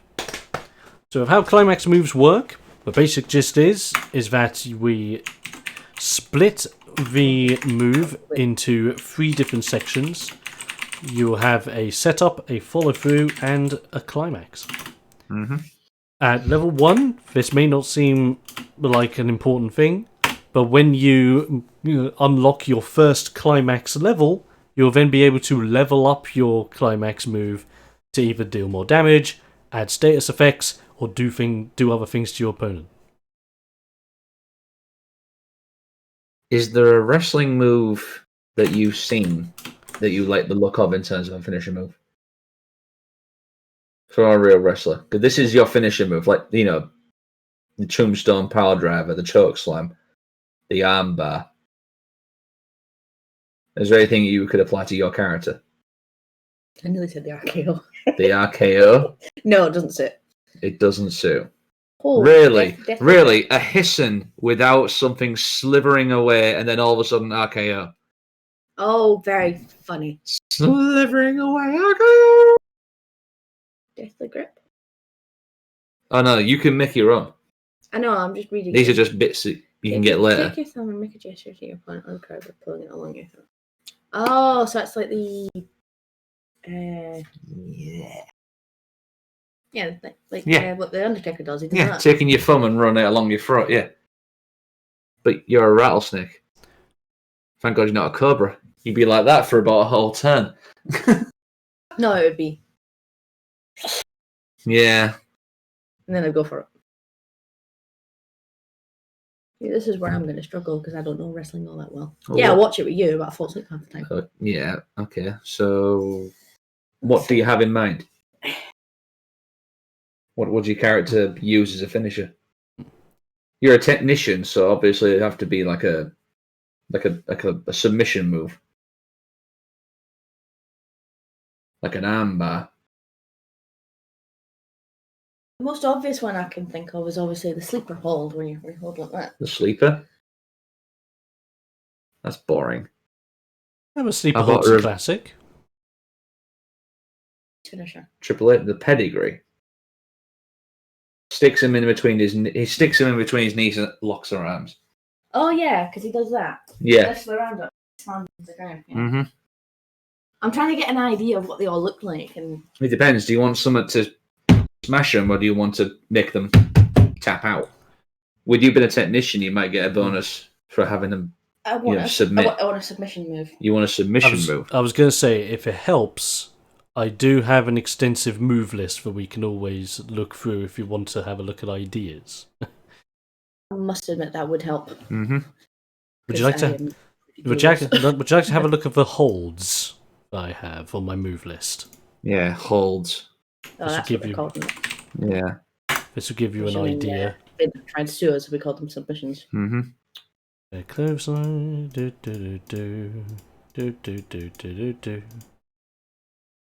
When you want to. Do, do, do, do. Shut up. So these are all the strike ones, illegal attacks, these are all the grapples. This isn't even the completed list. Mat slam. Draw off you guys. 'cause Suplex. Holds. Here we are. Depends what you're looking for. Do you want to focus on a specific part? Like a specific body part? Because you Do you got. want to go for the neck? Do you want to go for the arms or the legs? Well, I want to make use of the fact that I'm a snake. If anything, you can go for like a reverse sleeper. You can jump up, latch onto their heads, and wrap your tail around their body. You know, kind of like giving someone a hug, but you've got It's similar to a sleeper, but you're on the ground. Like you're holding them. similar to a sleeper, but you're on the ground holding them. Yeah, So kind of like basically a crippler crossface without the armbar. Kind of like a crippler crossface, but without the armbar. Kind of like you're holding. Okay, basically. Okay, that was Greek So to me. that's the I've got your head like crossface Your arm is explanation. basically down here in between my legs, like that. Similar, but my tail's obviously holding the legs. Well, you could do that. I mean, Basically, making sure. basically, you could have. Person completely pinned. Like their legs are held up by the tail so they can't thrash out. That's a bit OP. That's a little OP right there. I'm a snake. I'm Hey, look. supposed to be okay at grappling. Let your So- this is where you're allowed to let your creativity run as wild as you want it to be. If you wanted to do Sure. that, you can do it. It's hard to describe, isn't it? Basically, you're looking for something like the surfboard. In a sense, yes. How about it's kind of like the surfboard, but kind Or of. if you wanted to make You know that thing that Daniel Bryan does? He locks their legs, gets both of the arms, and twists them up and pushes them into the air. He's basically got them in that submission. He's lying on his back, and they're above him like that, being held back. if you want to You're make, looking. That's what you're looking for. You want to contain all 4 points. If you want OP, you can have me over the body with the arms trapped against the body, Uh-huh. the tail holding the legs up, and my hands like that on his face. Like that. Pardon? That Oh. thing. That's the crossface. Yeah. That's when you've got your hands locked together like that. That's kind of like a crossface. Yeah. Because that you would lock your fingers together and pull. see, I'm not wanting to be too overpowered because obviously, if I can completely pin the person, they can't get out. There has to be a way for them to get out to make it fair. But I'm also a To be snake. fair, and I want to make use of it. this is a roleplay scenario, so Yeah, Yeah. exactly. So if In wrestling, no move is overpowered. Mm. There's always an out. There has to be. there's always an out here as well. there's always an out here as well. There's always Hey, it's they always have down the to chance the to break it's out always and down move. to the game master to think, how does one break out of this? I'll take the pin then, the one where I completely pin them down. I've basically got them. Actually, the surfboard's Well, a good that's a idea, but point. instead of being in the air, That's a they're on the point ground. Delir says in chat about the camel clutch. A tail pulling their legs, and the hands So pulling their a arms. reverse surfboard, except that instead of you taking them up, you've got them face down, Pinned to the floor. pinned to the floor. Oh, that. Oh. It's trying to pull their arms off. So basically, she's got her legs and her arms holding their arms, and then you're holding the other two. You're holding both arms with your legs and your arms, and you're using the tail to get Yeah, basically, I'm standing like that. One foot, Uh-huh. one foot on their back. one and foot then on down. their back leg. My hand on their wrists, and my tail is pulled their legs up. So you're kind of like a camel clutch, but you're also submitting the legs as well Basically, with the tail. Basically, trying to make them impossible to get out, but obviously it isn't. So it's basically the cobra clutch. Yeah. It's the cobra clutch. Question: if I'm holding all their limbs, how do they submit? By telling the ref they submit. Yeah. By either Sure. telling the Yeah. ref or just Telling being the ref knocked out. to give up, Oh. or just passing out from the pain. I was just worried because if they have to tap out, I've obviously cut that off. Just tap their face on the ground. No. Oh. Yeah, just like So keep a headbutting the ground. A camel clutch, but also using the tail to So- submit the legs. So Because like- a camel clutch is, Rusev, we'd stand on their back, they'd come up, and then he'd grab both their arms, latch them over their legs, and then he'd take the face. Yeah, But you've got the tail to submit to, lock their feet in place. basically, yeah. Okay, so That. an extended camel clutch then, I suppose. Okay, no That. worries. Yeah. Okay. Step over. So you step over. So setup would be stepping over the opponent and bending down. The follow through would be Oh, I just realised what you could do with that. Because if you're using your tail, how strong is a Hissen's tail in terms of lifting an opponent? Well, I've got Quite a rattle strong. on be as strong But- as most people. So basically, you want to make a cat's cradle. You can lift them both ends. Yeah, Because if you've got that arm supporting on both your legs and you lift them, you've got the tail supporting their legs and you've got the head being supported by the arms. Oh, that sounds nasty. I do have to Oh. bear in mind though, that obviously my Because you can rattle's on also the end of the you tail. can also pull at both ends with your tail and the head and make it into a back like a backbreaker. well, kind of like the walls of Jericho. it's kind of like a on the floor torture rack. Torture rack. Yeah, I will admit, if I was a boa constrictor, I'd probably accidentally break the legs. But because I've got a rattle on the end of my tail, it won't be as strong as it should be. Yeah, you don't even have to lift them. You could just do it as an inverted torture rack. Yeah. Yeah. Okay. That works. That's nice. I hate it. I hate it. I would never want to be locked into that kind of technique. That's fair. Completely fair. You don't even have to lift them off the ground. You just need to lift part of the actual bars. Which So- means I don't name it. With that in mind, Do you want to name the move? Do I have to name it? you Can can. you name it?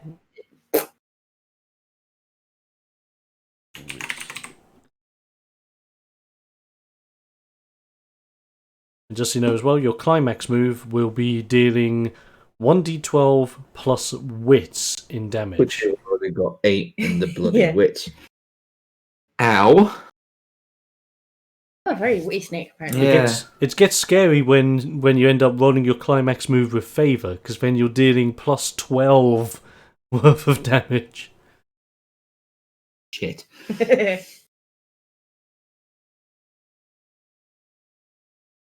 Nasty person. You are a nasty person. Right, we need a name. Name that For the- move. Name that move. And people in chat, you can help out as much as you want. What would you name a rattlesnake's climax move that involves tying up an opponent so bad that it's like a torture rack on the floor? The death rattle? Ooh. I wasn't.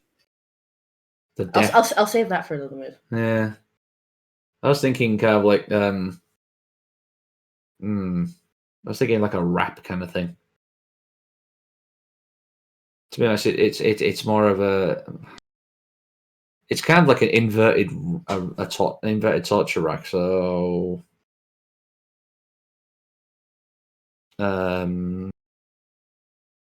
Serpentine stretch.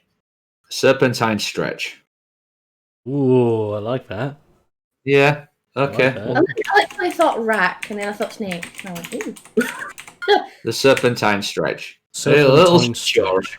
I can sit there going, Nice. We have a serpentine stretch. Have you had any more ideas about your precious item?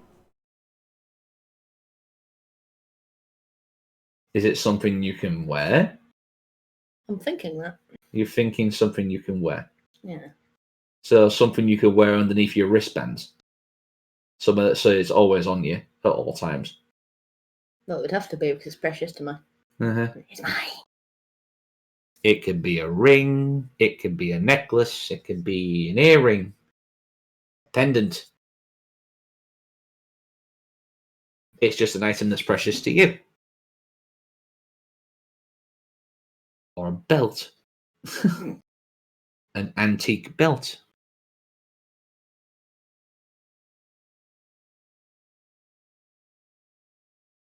Taking mythological. Excuse me. What would the world serpent use as an item? One of its scales, probably. Just drop it on something. Yeah. Come on, you know a lot about mythological stuff. Surely you could think of something. Done. There's a lot to pull from. Yeah. All right. Are you thinking? I'm thinking Egyptian from all this. Oh, hang on. She's got something in mind. Just popped into her head. She's going to look for a picture of it. Okay. No problem. This is shaping up to be a pretty sweet character at level 1, actually. Yeah, I'm kind of concerned. How many sixes? 3 sixes? A 5 and a 4 and a 3. I get 3 ones. Yeah. I'm on the upstretch for this one. I'm not meant to be smart. I'm not meant to be witty. I mean, you can use it to your advantage, because I mean, my one of my players in the main campaign, Vinny, who plays Urg, the Agricon, purposely started the game with 1 smarts because he wanted to challenge himself to just be that guy who can't speak very well. Well, I tried, but you're just too smart for me. Are we looking at a cartouche? Can you give me an idea? Will behave, yes. I was thinking a cartouche. Kind of like from Amon Ket. Is there anything from Magic the Gathering that could be helpful towards this?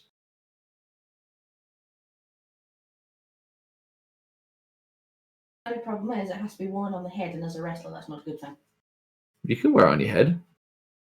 Or at least take it off while wrestling. But I'm possessive, I'm not supposed to separate from it. You're not supposed to separate from it. No, true. Unless somebody nicks it.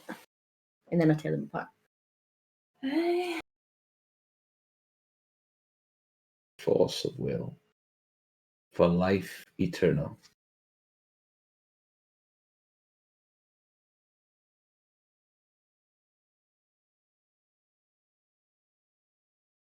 Well, I'm originally from India, aren't I? Hindu would make more sense.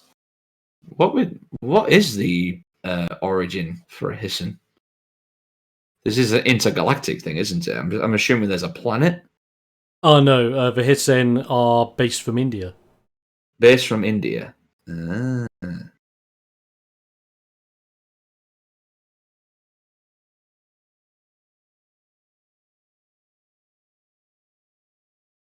Specifically, if I went to... here we are. That is specifically the Hissen law. See, she's got it better than I have. Oh yeah, it does say Hindi. Yeah. We're looking at a small figurine of a cow.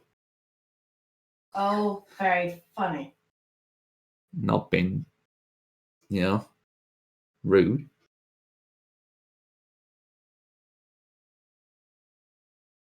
You've got something in mind, I know you have. See, I was for some reason going for something more Egyptian. Were a lot of worshipping snakes, but the biggest snake they ever worried about was Apophis, enemy of Ra. So I was considering an Eye of Ra just for a bit of irony, but You're an Indian. only I'd get the fucking joke. Yeah. An Eye of Ra? Well, Apophis tried to eat Well, you Ra. you could be an Egyptian-based Eye of Ra. Hissen. You could There's be no, an Egyptian. no problem in that. It's- Like, just because you're Tried to like live in India, the no, origins no. of Hissen as a whole were from India, it doesn't mean your Hissen has to be from India. It doesn't mean that you have to be from India. You could be. I'm going to be Egyptian, I'm going to be awkward. You're going to be an Egyptian one just to be awkward. Technically, rattlesnakes don't live in Egypt, but never mind. Well, it could be That's you. fine. I got lost. You went to Egypt once.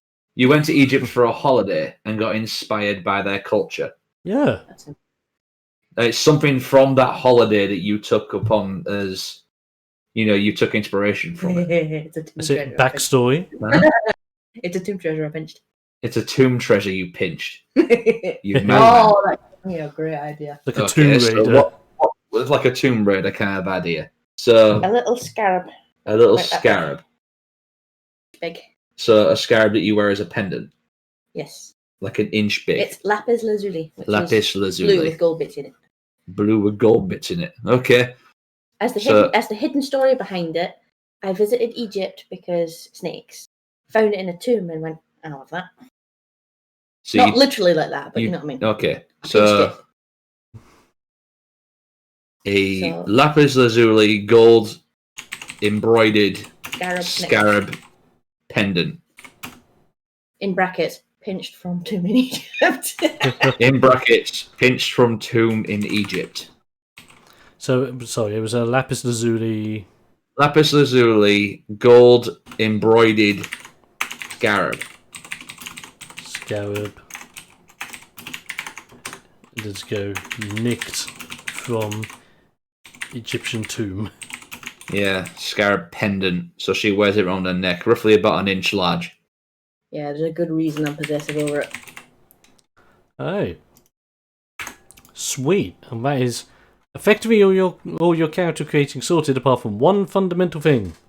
Naming A name. your character. You need a name.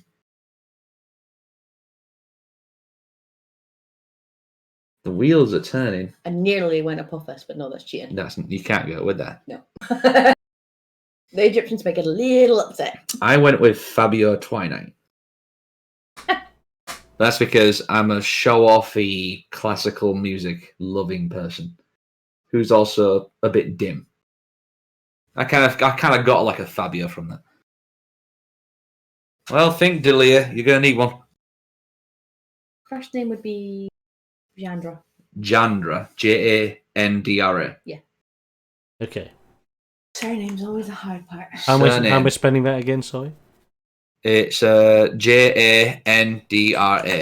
Ndra. Jandra.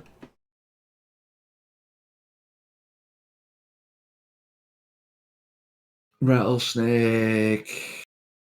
About Bolas. No?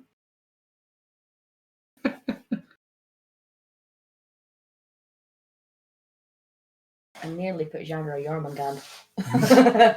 Indian, darling, Indian. Hey! I've got an Egyptian pendant. I'm a fucking rattlesnake, which means I'm supposed to be in America. Yeah, no. Origins are out the window at this point. You have to speak with an accent. Piss. You just piss off. Literally, like Jandra piss off. That's your favorite phrase. Piss off. Is this your actual name or your stage name? This is your actor's. This is your name. You can Yeah. put an actor's name as well if you wish. Yeah. I'm thinking.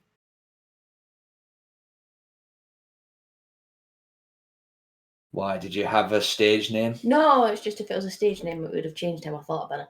No, this is your name that people will know you by, how you're called by in wrestling. Yeah. The name they will Yeah. shout out if you bought You Starbucks. anymore. So. No. Well, to be fair, Drew McIntyre's name isn't Drew McIntyre.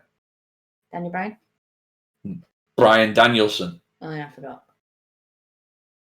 Oh, well. This is what people will know you as, so it's like Becky Lynch. Mm. Asuka. Paige. You could just go Jandra. But I think a surname would be better.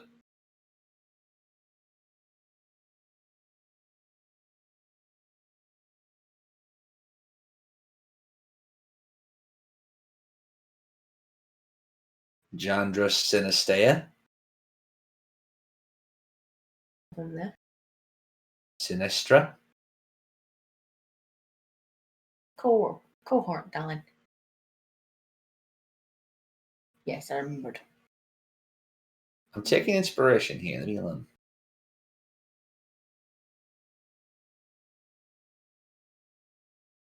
Hmm.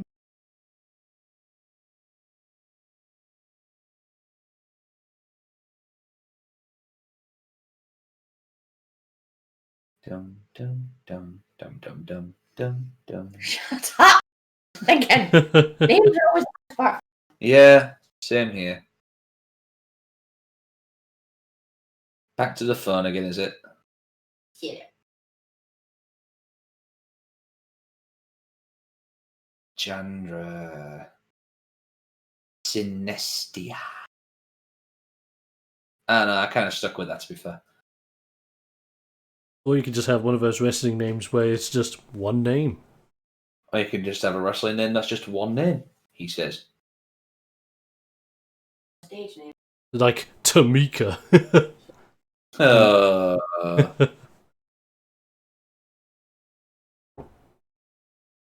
or as or as the running gag of Can't think of anything worse than Nia Jax. Oh, Or Sonny. oh yeah, Sonny.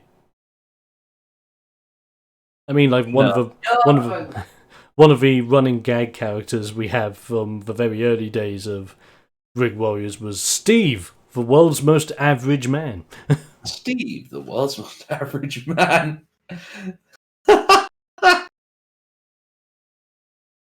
Name a title. Look at you, Delia. Name and a title Delir's got. Awesome. I look forward to seeing that. Oh, excuse me.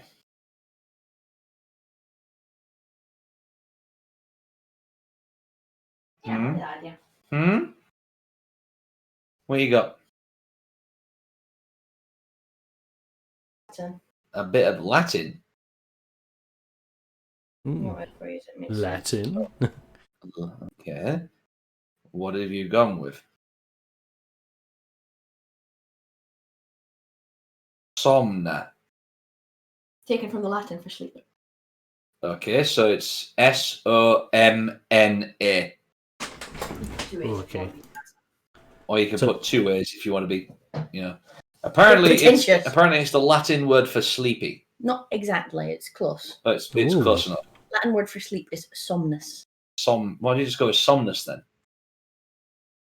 To be exact, it's on the nose because obviously. Jandra somna. So how are we spelling that? Anybody who knows Latin basically knows that I'm going to try and put them to sleep. So Somna. Jandra Somna. Okay, and with that, character's Knows been reference. complete. Character's complete. Awesome.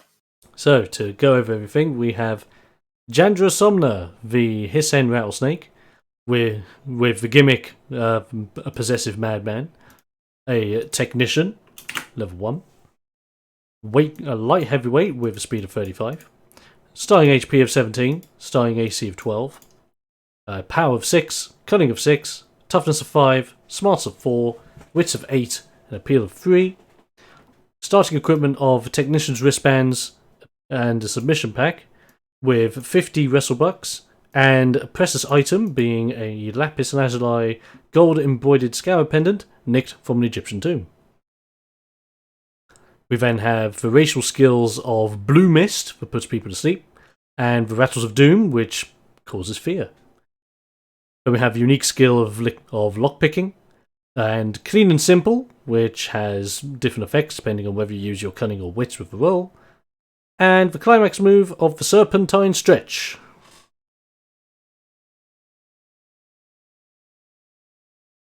Awesome. Great Am I stuff. scary? Very much so. That's the idea. I'm intimidated. I Madman. didn't even have to Okay, rattle my this rattle. is Chandra. Rattle. Shake it around. Lovely. Terrible English lit. That's all saved. Awesome. Oh, I had fun with that. You had fun? Good. Brilliant. You got your dice back. My dice are better than yours. I'm not jealous.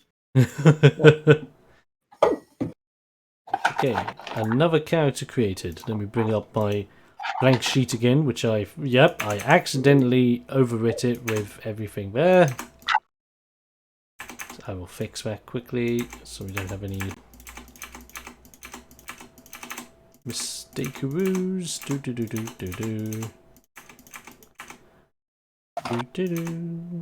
Blue sparkly one. There we go. Get rid of those. That's good. Those. Yay! And save. Lovely. Right, 2 characters been made already. Specifically, we now have Fabio Twin Knight and Jandra Somna, which is awesome. Who will be next to step up to the fray, and why is it going to be Delir? In that case, then I shall show myself out. I'm no wise. Thank you very much, and hope you guys enjoyed. Bye.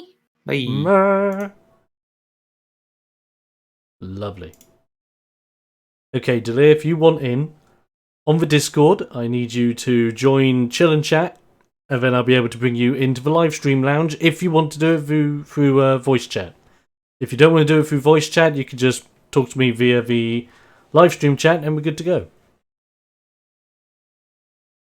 Which, by the way, for anyone new that's just popped in that want to make a character with me live on stream, if you want to do that, be sure to first off, let me know if you want to do it. Second of all, let me know if you want to do it either using the stream chat to do it, or whether you want to join me on Discord and actually do it through voice, which if you want to, join the Discord server, information on your screen. If you're watching this later on YouTube, by the way, you can still join me for sessions of character creation. You can just join the Discord server, let me know if you want to create your own wrestler, and then if you do, you can then keep an eye out for when we are doing another Creator Wrestler stream in the future, where you can come on down, and we'll make one there and then. Simple as. Okay, so I see you on the Discord. Let's move you over. And there he is. Okay, it was a little trippy for a second because I had both the stream on and the It's a bit of a double whammy. yeah, well, Okay, so yeah, so I got a character at least somewhat set up. So I saw a little bit of like what is going on. So power bombs, split personality, Zarkon, the bringer of light / shadow. nice. Right, so how am I spelling the name of this wrestler? Okay, I have a notepad So, down with all the notes. yeah, I thought of a name. How do you spell it? Zarcon. So say that from the beginning again. Sorry. Zarcon. Yep. Zarkon.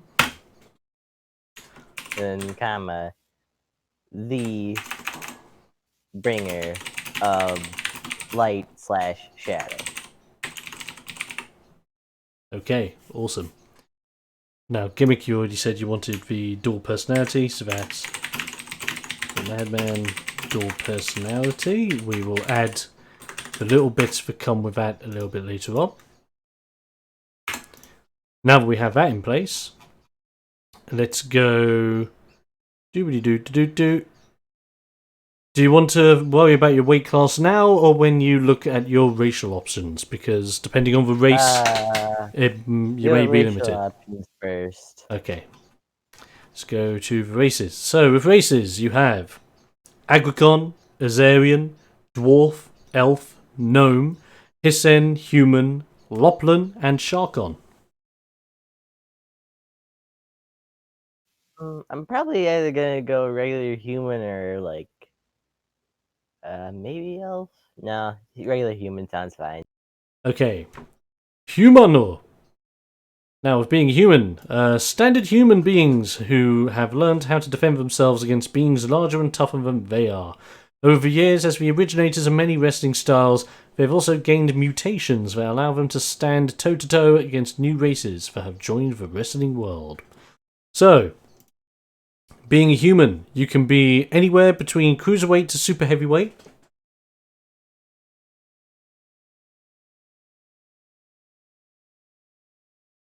Ooh, and basically 2 stat bonuses. Yes, you either get a +2 to any 1 stat, or a +1 to any 2 stats. Basically, any 2 free stat points to put anywhere I want. Pretty much. Neat. So first off, what would your ideal weight class be, knowing that you could pretty much be anything apart from gigaweight? I don't know, something in the middle, I guess heavyweight. Yep, just heavyweight. Put that on. That would make your speed 30. And then, do you want to go +2 into 1, or +1 into 2? +2 into whatever gives me more power bombs. Okay. I guess more powerful power bombs. If you want that then, I would suggest power. Yep. +2 Okay. to power. 2 into the power. And now, your human racial skill, you have underestimated. As a human, you are underestimated by the other races, as if to be nothing more than normal with nothing special. But what do they know? Roll a d12 and gain one of the following aspects to your character. Now, if you want, you can either... It's Oh yeah, random? it's a random mutation table. Oh gosh. Oh yeah. I'm sure all these. Oh gosh, some of these are gonna Now, be kind of. do you have dice or do you want me to roll for you? You roll for me. I don't have Okay. dice. Let me get me dice out. So there are many different wait. options here. Man, there's even the split one. Oh yeah. Let's make it even more awesome. Right. Let's do that. Lovely. Right, so I need you,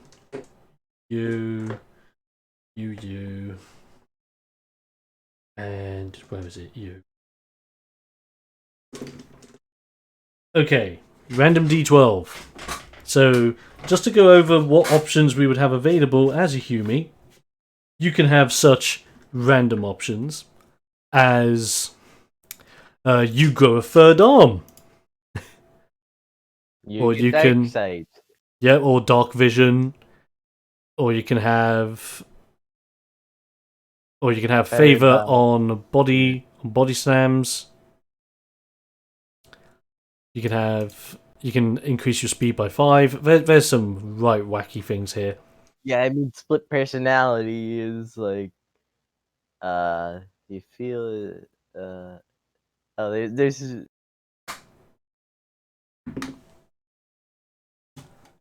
Okay, now there's a split personality one here as well. If you wish to choose split personality, I will gladly give it to you. Okay, yes, I do want that because. Okay. That's Because absolutely it's fine. like, because it's like the whole gimmick is that it's light. There's basically bringer of light and bringer of shadow. Oh yes. And the bringer of light's all about justice and has like a power bomb, and then bringer of dark has like either I guess it could be also the power bomb, but it can something as simple as like a cold liner or a drop kick. Yep, makes sense. Okay, so with that all in mind, If I can actually bring up the right thing. So, number 9, split personality. You feel as if there are two halves of yourself, good and bad.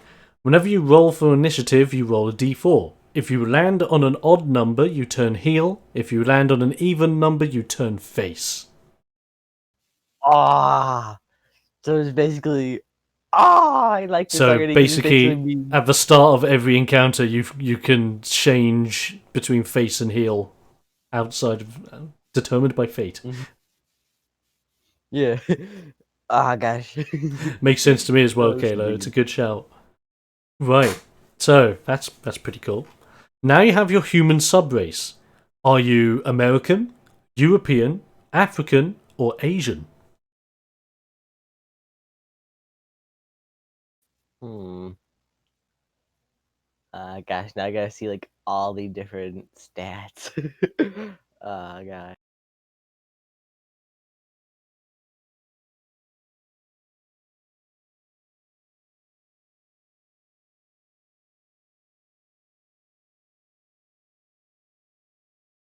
Is really shaping up to be quite an interesting character in general. Basically, the Big Show, Mark Henry, and many others. Oh gosh. Okay.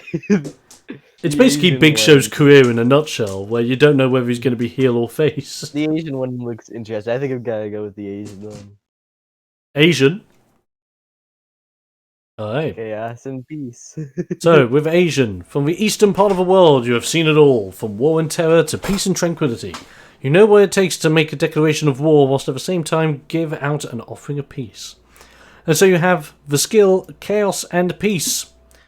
As an Asian, you know how to adapt to your situations. At the start of combat, you can declare Chaos or Peace, and upon declaration you roll 1d4, which grants you the many uses of the following. The next 1d4 attacks made against you have 2 points shaved off if you choose Chaos. Or with Peace, the next 1d4 attacks made against opponents heal you for half the damage. Yeah, so basically whether I'm going into the fight starting out as either the Shadowbringer or the Lightbringer, I'd rather choose the Chaos or Peace. Oh Like yeah, I know it doesn't have to be like that, but that's pretty much how I'm gonna roll it. makes sense. It works. It really works. Right, so that's all your human bits. Now we can scroll on down. And now is your choice of wrestling styles. Power bomb. But with your Yeah, I might wrestling wanna- styles, do you Yeah, want might to wanna- pick? Do you want to roll your stats first, or pick the style first? That's gotta be stats first. Okay, stats first. Let's get some d6s, and we'll see what stat numbers you end up getting. And I will write them down for you. So, I only have 2d6 on me, but we'll write these down as we go along. We start with two pretty good ones. We start with a 5 and a 3. Good. And you have I was a- worried. A 4 and a 1. And last but not least, a 6 and a 1. Well, in this quite the variety. So you have 5, 3, 4, 1, 6, 1 in total to put into your stats. Okay, I think I know where the ones are going. I think my ones are going into cunning and appeal. Okay, 1 into cunning, 1 into appeal. We'll wipe 6 those into out. power. 6 into power to make that 8.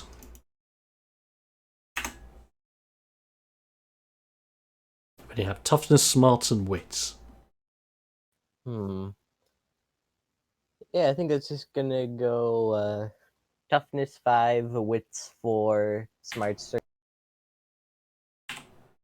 And smarts 3. Brilliant. And there we go. So stat pools are all sorted. This means that your harm and favour stats will also be calculated for this. So the harm stats will be... That's 2. That's 1. That's 2. That's 0.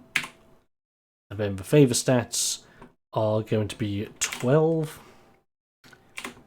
2. Yep. Not 21. 2. God, don't want to accidentally give you too much power. 8. Unlimited power. Unlimited power! I mean, I'm sure Shadowbringer would definitely go for that. Oh, totes.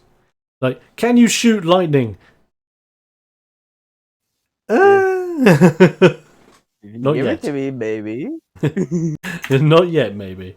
Okay, so that's all sorted for your stat pool. Now, what star would you like to go for? If it's power bombs, you're mainly after. The powerhouse has a tree where you can go down to level 3, specifically called Power Bomber.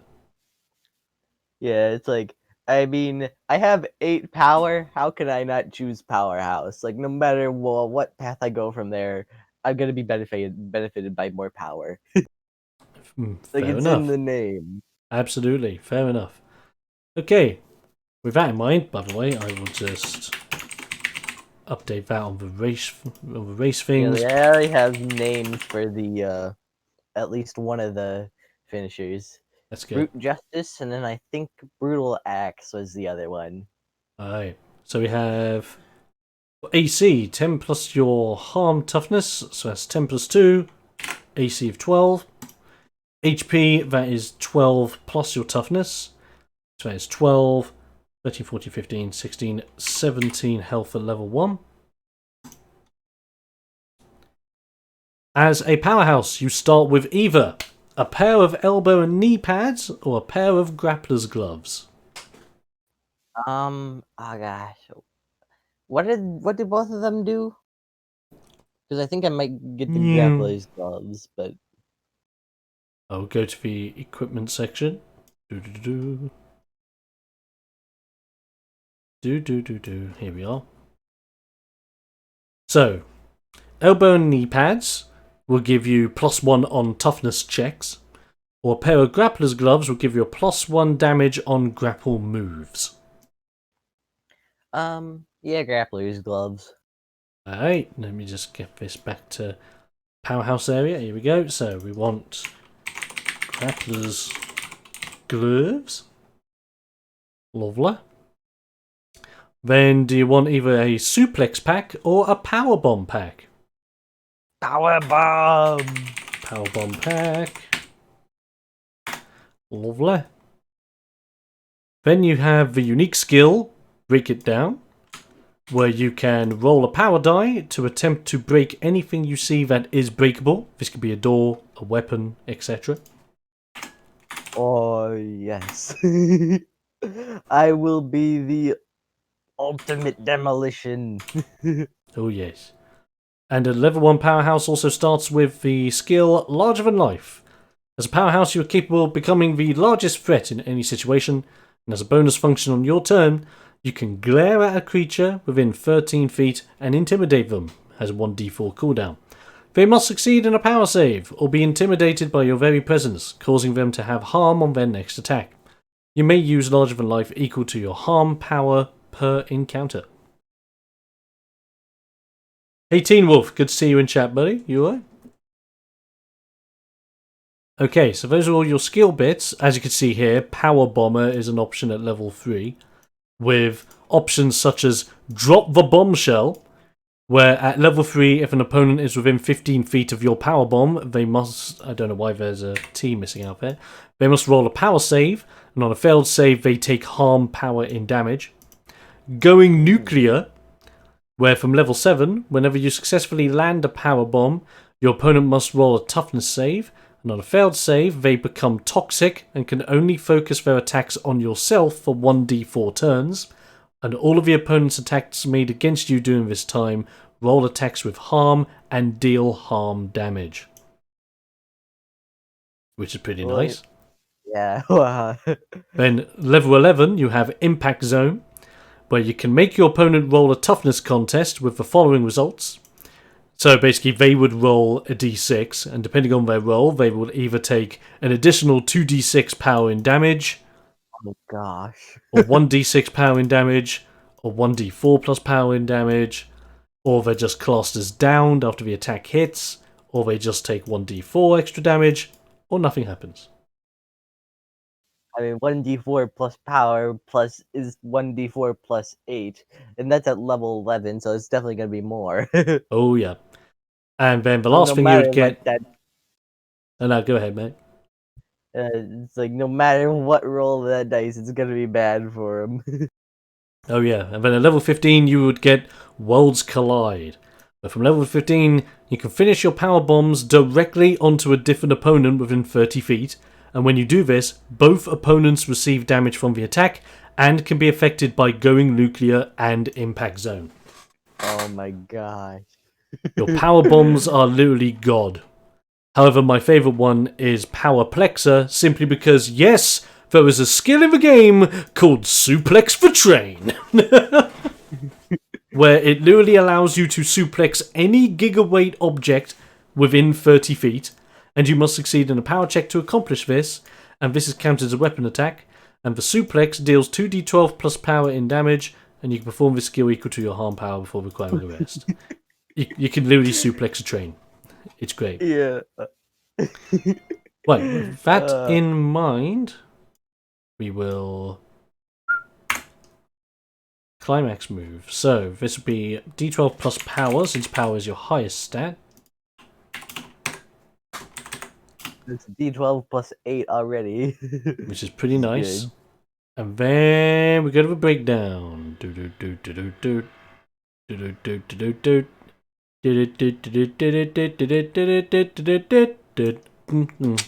No, enough Mario. So with climax move, we need the three essentials. We need the setup, the follow through, and the climax. Okay, so this one I basically can either have it be basically got two ideas for this. Either it's just gonna be one move, but depending on whether I'm in light mode or dark mode, it will just have different names. Or I can just have two different climax moves. Well, you can only ever have one. Okay, so I'm just gonna have the one with different names. Alright. Okay, so it's okay. Alright. So it's gonna be power bomb from the top rope. There's Okay. at least something to that. So setup would be place opponent near climbable surface. If I can actually spell properly today, there we go. The follow through would be climbing surface and lifting opponent up.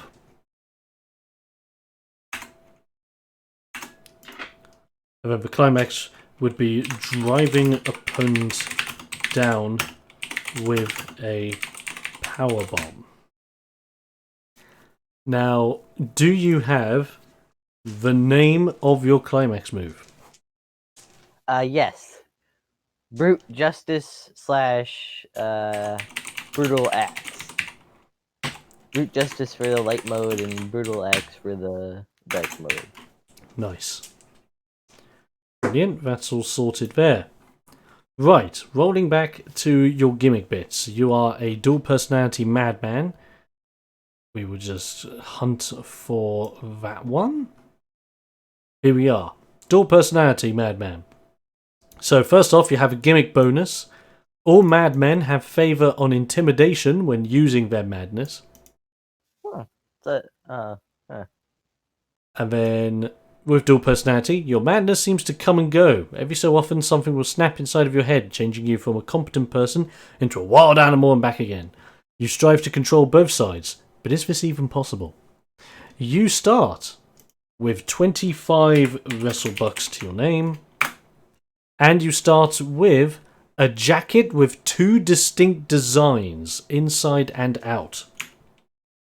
Yeah, it's like one of them is just like a white leather jacket, and the other side just a regular black leather jacket. Okay, so one's a white leather, and then it turns inside out. What did you say? Sorry. Regular black leather jacket. Okay.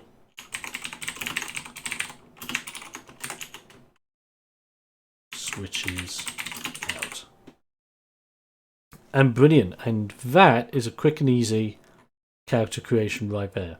So, to go through this for everyone in the chat, in case you missed out, we have... Like, basically get all the concepts beforehand. Oh, yeah.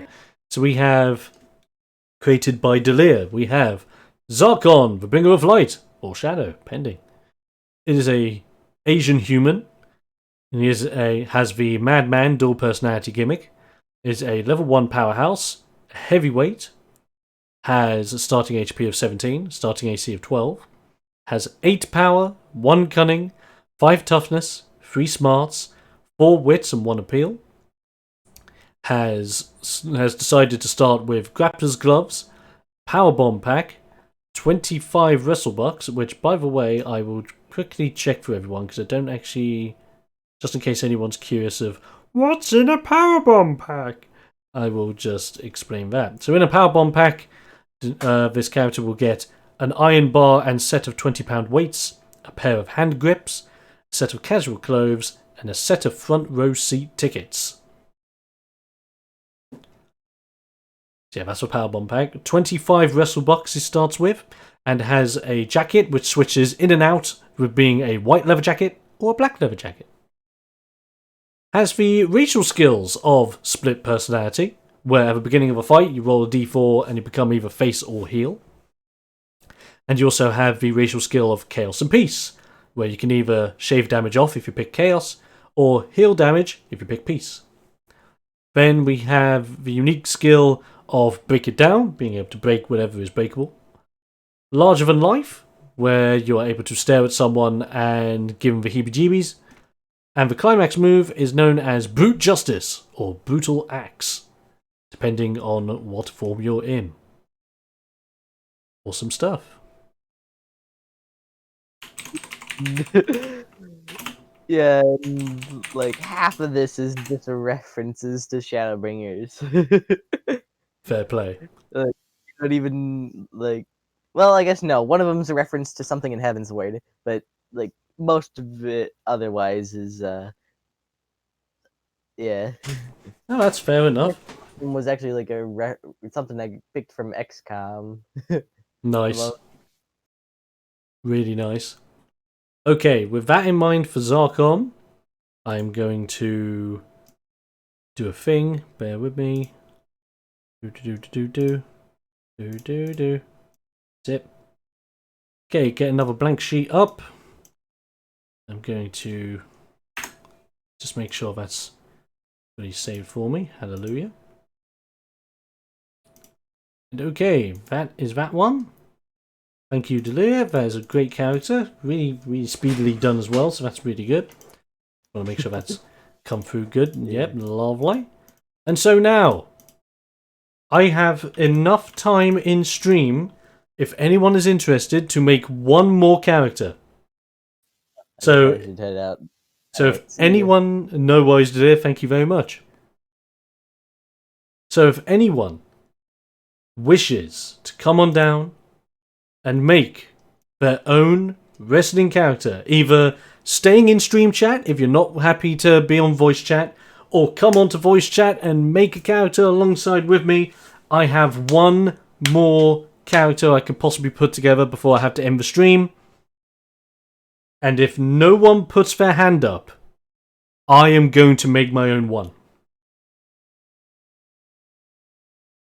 So I will give you some time to have a think about it. Do you have an idea? Do you not have an idea? That's absolutely fine. But if you're interested, if you want to tickle that fancy, if you just want to give it, get on in and do it.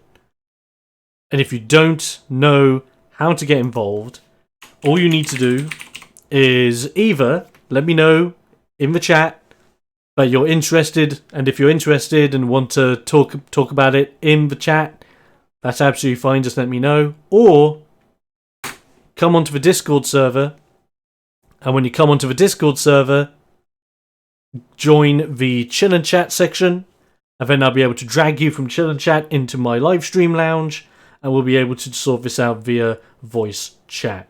And like I said earlier, if anyone's watching this later on YouTube, then don't be feared, because you guys on YouTube, hopefully you'll get a little taste of what's to come from all this. and you can join me on a future stream or join the Discord server, showing your interest, playing up with some ideas, and then join me on the next Creator Rest of the stream that we do, so you can actually come on and do it there. So that's absolutely fine. He's using a fake Italian accent anyway. Very nice. So, I will give exactly... Oh, Sledge. Sledge, why isn't your comment coming up for me? Got half an idea about a suicidal version of Jeff Hardy. We can roll with that, Sledge. We can absolutely roll with that. We can absolutely roll with that. That's not a problem. So if you want to make that character a reality, we can piece it all together and make it so. Now, if that's the case, Sledge, do you want to be on Discord to sort it? Or do you not? What race can actually be Gigaweight, says Kalo. Well, at the moment, there is no playable race that can be Gigaweight. But, depending on how well the Kickstarter goes, when the Kickstarter goes live, one of the milestones will be to add more races into the game. And I will show this because technically the races are in the game, they are just specifically built as enemy races, so they don't give you all the information you want. Let me go down to that section so I can show you on stream. Here we are. So we have the rival section. So this is a section for game masters as to how they can build interesting rival encounters for their players. And as you can see here, we have such characters as the Great White Mike Jaws, which people may have seen from Ring Warrior sessions that we posted on Fridays, Shaska, and Deimos, the 3 examples for you, or Arak. Now we have unique enemies. These are the races that will become playable races depending on how well the Kickstarter go. So we have the Araks. These are the spider people with spider abilities. We have cybernetics, people that are half humanoid, half cybernetic. Basically Terminators in a way. Devilkin, people that are able to transform from their base race into a demon. Or angel, depending on which path you go down. Giants, because of course Andre the Giant makes sense. Giants are the only playable race, if they were to be playable, that will be allowed to be Gigaweight. So that'll be your example there with giants. Then we have the urchins, which are kind of like dwarfic style, like little dwarf-sized people that actually have Cthulhu faces. They have been touched by evil. The Mouflons that were actually introduced in the last couple of episodes on the Friday sessions. Mouflons are the sheep people. Everyone loves sheep. And of course, there's a sheep emote that pops up if new followers come on in. Which is another reason why we put that on. The Robonoid, aka robots. You're not even cybernetic, you're a full-on robot. And the Sentai. The Sentai is actually a wrestling style. The sheep! There you go, there's the sheep. There is the sheep, Delia, thank you very much. Just as I was talking about sheep, there they are. They're never too far away. Sentai are actually a new wrestling style that I will add to the game if we get enough people supporting the Kickstarter. Then they can Henshin, which is awesome. The Solons. These are like your alien race of the game. These are basically beings from space that are part of the sun or birthed from the sun itself. Snatchers, which are kind of like symbiotes, but also the name itself is inspired from one of my favourite underrated games from Hideo Kojima. If you know the game, well, hey. Zeitgeists, aka stand users from JoJo, but with an interesting new name. And there you go. Those are some of the unlockable races we can bring in. And you know what? I've got an idea. How about, to end this stream off, we make a character that is one of these races. Let's make that happen. I am going to make, and we're going to make this interesting. Bearing in mind, these are mostly made, there's also bearing in mind these are mostly made as enemy races, so if they're not balanced to be playable, they're not supposed to be. Playable version will be a lot more balanced with a lot more options, let's put it that way. So you know what, for the sake of this, we're going to create a dusk. And what are dusks? Well, make a JoJo. You know what, Delir, you asked for it. We're going to make a JoJo character, ladies and gentlemen. We're making a Zeitgeist. So, this is the explanation of Zeitgeist. These creatures are not different. These creatures are not so different from other common races on the outside, apart from one glaring factor. These racial beings have been slain in their lives, and linger on the plane of the living, either for redemption or due to their talents being required. They look like ghostly apparitions or spirits, hence why they have been titled Zeitgeist. They now live as parts of other people's souls who emerge from them when something on a large scale is required. They hold hidden potential from their former lives that passes on to their new soul. Although they no longer hold much in the way of sentience, their emotions and memories can be dearly felt. So, in this case, we will go... Bearing in mind that's going to be our race. So, race is going to be Zeitgeist. We'll think of gimmick later. Now, I want you guys to help me on this one. If we're going to make a Zeitgeist, what wrestling style would a JoJo character be? Would you think? We're going to actually use the point array that we have here as well, just to make it a little bit more interesting. Then we want 3, 6, 2, 5, 5, 2, and 1, 2, 0, 1, 1, 0. You have him as a brawler or an idol. Oh wait, no, that's Icon. Now, Kalo came in first, so we're going to actually make this a brawler. A brawling Zeitgeist. I can see that working. And Kamoko just got here! Yay! Hello, Cam. Hope you're doing good. So, we're making a Zeitgeist brawler with this stat array. Now, what weight... No, actually, we'll sort out the weight class in a minute. We'll do that in just a second. Health points to start with. Starting off with 12 plus toughness, which only 13 health. And AC being 10 plus harm toughness, an AC of 10. So, this Zeitgeist ain't going to be very defensive and bulky, but could make up for it in different places. We'll find out. So, racial skills for the Zeitgeist from what we have here. We have 2. First off being the Unseen. This is a cool one, though. Only those who have the chance of potential can even see these manifested souls. Any ally or opponent who has a smarts equal or higher than yours can see your Zeitgeist. Anyone who does not reach this requirement simply sees a regular person.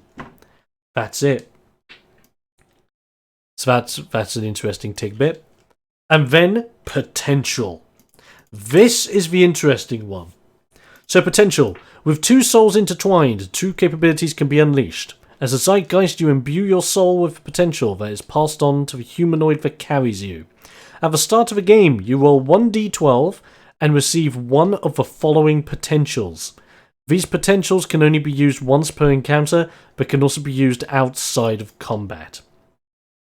And so you have a list from 1 to 12, and you will notice the big JoJo reference here if you read the name of these potentials closely. Each and every one of these are named after a band, a song, or an album or single. To keep the homage of JoJo alive, and to keep the reference so damn obvious. So, let's roll for it. So we've got Transference, Angel of Death, Fake You Out, Stop, Stop, Stop, Hold Onto Your Hat, Speed King, Jump, Lock Me Up, Repeat, Instant Replay, Kill Switch Engage, and Bulletproof. Let's see what we end up getting.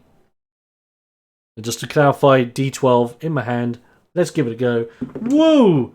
We get 11, which is Kill Switch Engage! Oh, yes. So this one's fun. That actually needs to be lowered as well, because I don't think I've actually altered these. So let's do that quickly. Lovely. These may have the stat layouts of the old system I was using before I changed to this one. So if anything doesn't look right or it looks quite overpowered, bear that in mind. Oh, what's happened there? Come on. Copy. Oh! What happened there? Copy. Paste. There we go. That's better. So, Kill Switch Engage. As an action, you can make your Zeitgeist stalk an opponent that you see for 1d4 turns. After these turns pass, your opponent must pass a toughness check, DC 10, or be hit by a sudden explosion that only affects them. This explosion deals 12d12 damage, and on a successful check, the damage is halved. Holy damn. That's bearing in mind the damage may be more balanced when it comes to being a playable race. For the fact that we're just making this out of interest, there you go. Just Snake from Smash Bros. In a way, yeah. Could be. Okay, so that's all the Zeitgeist racial stuff. Let's flick all the way up to Brawler. Let's see what Brawler's going to be able to take to the table. Here is Brawler. So with a Brawler, we can start with a pair of Brawler's gloves, which is cool. And we either get a clothesline pack or a drop kick pack. Never seen JoJo? Oh, no worries, Cam. Absolutely fine. But I highly recommend it. Okay, clothesline. We're going to pick a clothesline pack, and we'll go over what the clothesline pack has in just a moment. So for the style skills, being a brawler means we get Shadow Strike. Now this is a very good one. With Shadow Strike, as a bonus function, you can make an opponent roll a power or cunning save to intimidate them with a fake out punch. This can be used out of fights as an intimidation technique, or used in fights to make opponents roll a save, DC 8. On a failed save, they have -2 AC on their next attack made against them. Utility. Nice. And with this, we also get the old 1-2, which is their level 1 ability. And the old 1-2, when it comes to a fist fight, you have clear-cut jabs and hooks. As a level 1 brawler, you can attack with another strike after you land a first strike. This strike deals 1d6 damage, and you are able to roll damage with your harm, power, or cunning at level 8. And at level 16, you can roll damage with your base stats, and this skill has 1d4 cooldown between uses. So it's basically in a nutshell. We have basically done that. Neither have I only know through the memes. Fair enough. Trust me, JoJo is definitely worth watching. Especially, like, you gotta watch the parts in order, because they all stand on their own merits. You don't really need to know what happened in the previous parts to watch JoJo, but I would just recommend it in general, just so you get the gist of the whole series. My favourite parts being Part 3, Stardust Crusaders. Well, yet again, I just love all of JoJo, but love Stardust Crusaders. I love Diamond is Unbreakable, and of course, Golden Wind, and what's coming up soon, which is Star Ocean, which will feature our first ever female protagonist, JoJo, which will be really cool. Okay, so we got all that sorted out. Now, we can have a look at what was in that clothesline pack. Have a butcher's. Well, here we are. So in the clothesline pack, we get a torch with 5 spare batteries. We get an MP3 player with workout tracks, a set of casual clothes, and a set of action figures with your signature. Love it. But of course, now we need to pick a gimmick. A gimmick for someone who's using a Zeitgeist. And I think I have an idea. I'm going to go with a car salesman. And this is going to be an interesting one. So we're going to go car salesman advertiser. And to break that down for anyone in case you're interested, you know how to sell the motor vehicles of the past, present and future. You know about their specifics such as mileage, horsepower, and even their current stock in the world. You may keep some information private and sell cars that are a little worse for wear, but your customers will surely never catch on. You start with 150 WrestleBucks, and we start with a car that may or may not exist. So they are making a Sailor Moon JoJo. Basically. Well, if you want to read it, Star Ocean's really good. So I'm interested to see how the anime comes out. Because they said, they confirmed it, so I want it. And I can't wait for it. So, with that, we get a car that may or may not exist. We're going to call the car a Verstappen.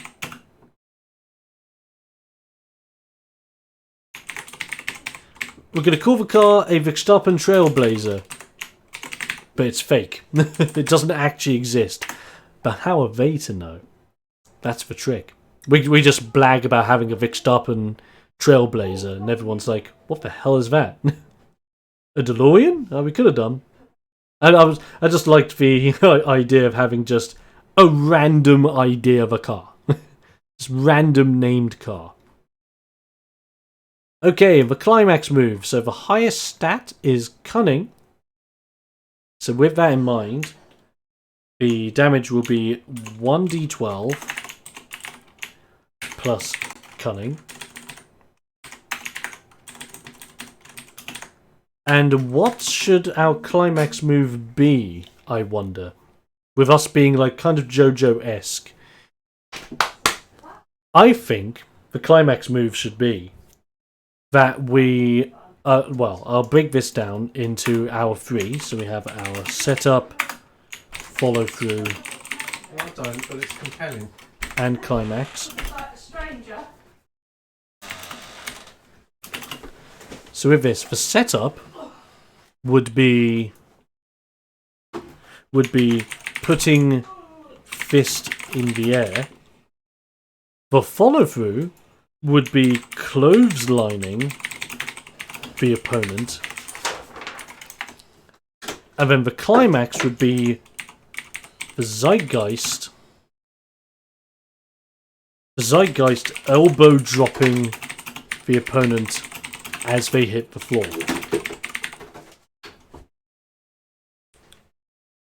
And we'll call this the end of the line. That's the idea of that one. You alright? I'm just unplugging myself. Oh yeah. Quiz time. I was wondering that. I just heard beeps and I'm like, beep? Quiz time. So are you a one-man tag team? Technically, yes. Very much, technically. So that's all that sorted. So now we need to pick weight class and speed. Guys, I want your help with this one. What weight class do you think we should be? Bearing in mind, I'm going to scroll all the way up to the weight class section. Here we go. So, weight class and speed. What do you guys think we should go with?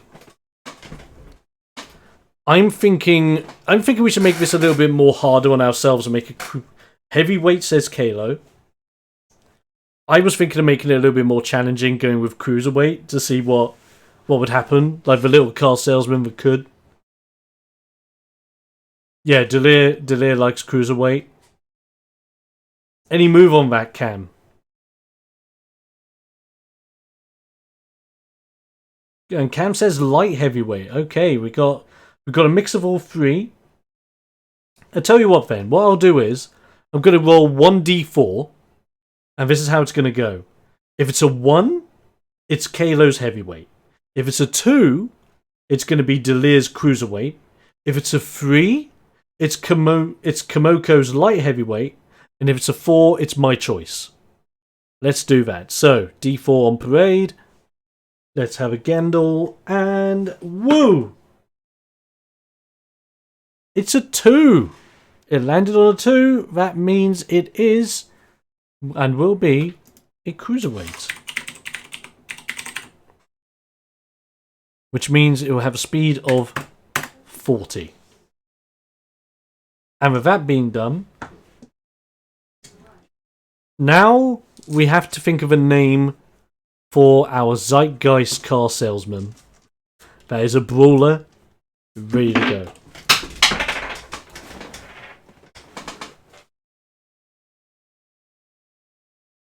Now this is bearing in mind, when you're naming a Zeitgeist, you need to name the actual name of the Zeitgeist themselves, as well as naming the person who holds the Zeitgeist. So the host and the ghost, basically. That's the main gist of it. You need to name the host and name the ghost. So if I go host name and then ghost name, we can split those up and think of 2 different ones. Combat with the Zeitgeist would just be you trying to hunt down the host before you explode. In a way, yeah. In a way. Fun. Right. Let's think of a host name and a ghost name. Do we go... But the host is super slippery. That's it. That's it. He's a cunning man. Honest, Able, and Cain. Whoa. I like that. So we're gonna... Let's call him Honest. Able. Oh, sorry. Abel. And the ghost name of Cain. I like that. Honest, Able, and Cain. The Zeitgeist pairing. There is an advertising car salesman, a brawler, cruiserweight, with 13 HP and 10 AC, 2 power, 4 cunning, 1 toughness, 3 smarts, 3 wits, and 1 appeal. Starting with brawler's gloves, a clothesline pack, 150 wrestle bucks, and a car known as the Verstappen Trailblazer, which is a fake model. Then we have the Unseen racial skill, because he's a Zeitgeist, you need to have the same smarts or higher. Potential, and our potential is kill switch engage. So as an action, you make your Zeitgeist stalk an opponent for 1d4 turns, and they go boom. The unique skill of Shadow Strike for being a brawler, and the odd 1-2 for being a brawler, and climax move of End of the Line. This is a wrestler and a half, and I like it. I'm going to save this one as well to end that off. I'm going to name this as Special and Able and Cain. And there we go. On that note, ladies and gentlemen, boys and girls, children of all ages, come with me for 1 second. Just come with me over to this screen. Thank you very much. So, ladies and gents, thank you very much for joining me on what has been a nice little different take on Ring Warriors. This time round, taking some time, making some characters of you guys. We have made 4 characters today. So, Delia has made Zarkon, Kalo made Fabio Twinite, and Kalo's missus made Jandra Somna, and our special one, which we've all kind of helped out to make together, has been Abel and Cain, the Zeitgeist. Obviously, this is not the last one. If you guys want to come on over to create more characters, or get more people involved so they can come on down and help make some characters of their own, either be it obviously in chat form or with voice chat form, let them know, bring them in, let them know when we're going to be doing things, or simply let them know about the Discord server and let them know that they can pitch some ideas, brainstorm with a bunch of guys, and when we are doing another create a wrestler segment here on live streaming, then we'll do it again. We'll have some more fun, make some more characters, and who knows, maybe, just maybe, if we make enough characters, We will then get everyone in to play with them. And we'll have either a second session or a one-off with some brand new players that have never played the game before. That would be really fun. So if you're interested, hit me up, let me know, even message me on Twitch, YouTube, leave comments and all that jazz, and let me know all the good stuff. If you're watching this on YouTube later on and you want to be involved, be sure to join the Discord server and all the social media bits, because if the only way that you can participate in this stream is if you know when I'm going live. So make sure you follow all those bits. You've been warned. Ladies and gentlemen, it's been fun. It's been a blast. Dare say it's been explosive. Haha. And all that jazz. I will see you guys next time for when I'm streaming next. Probably won't be Ring Warriors. It'll be one of the other things that I'm doing.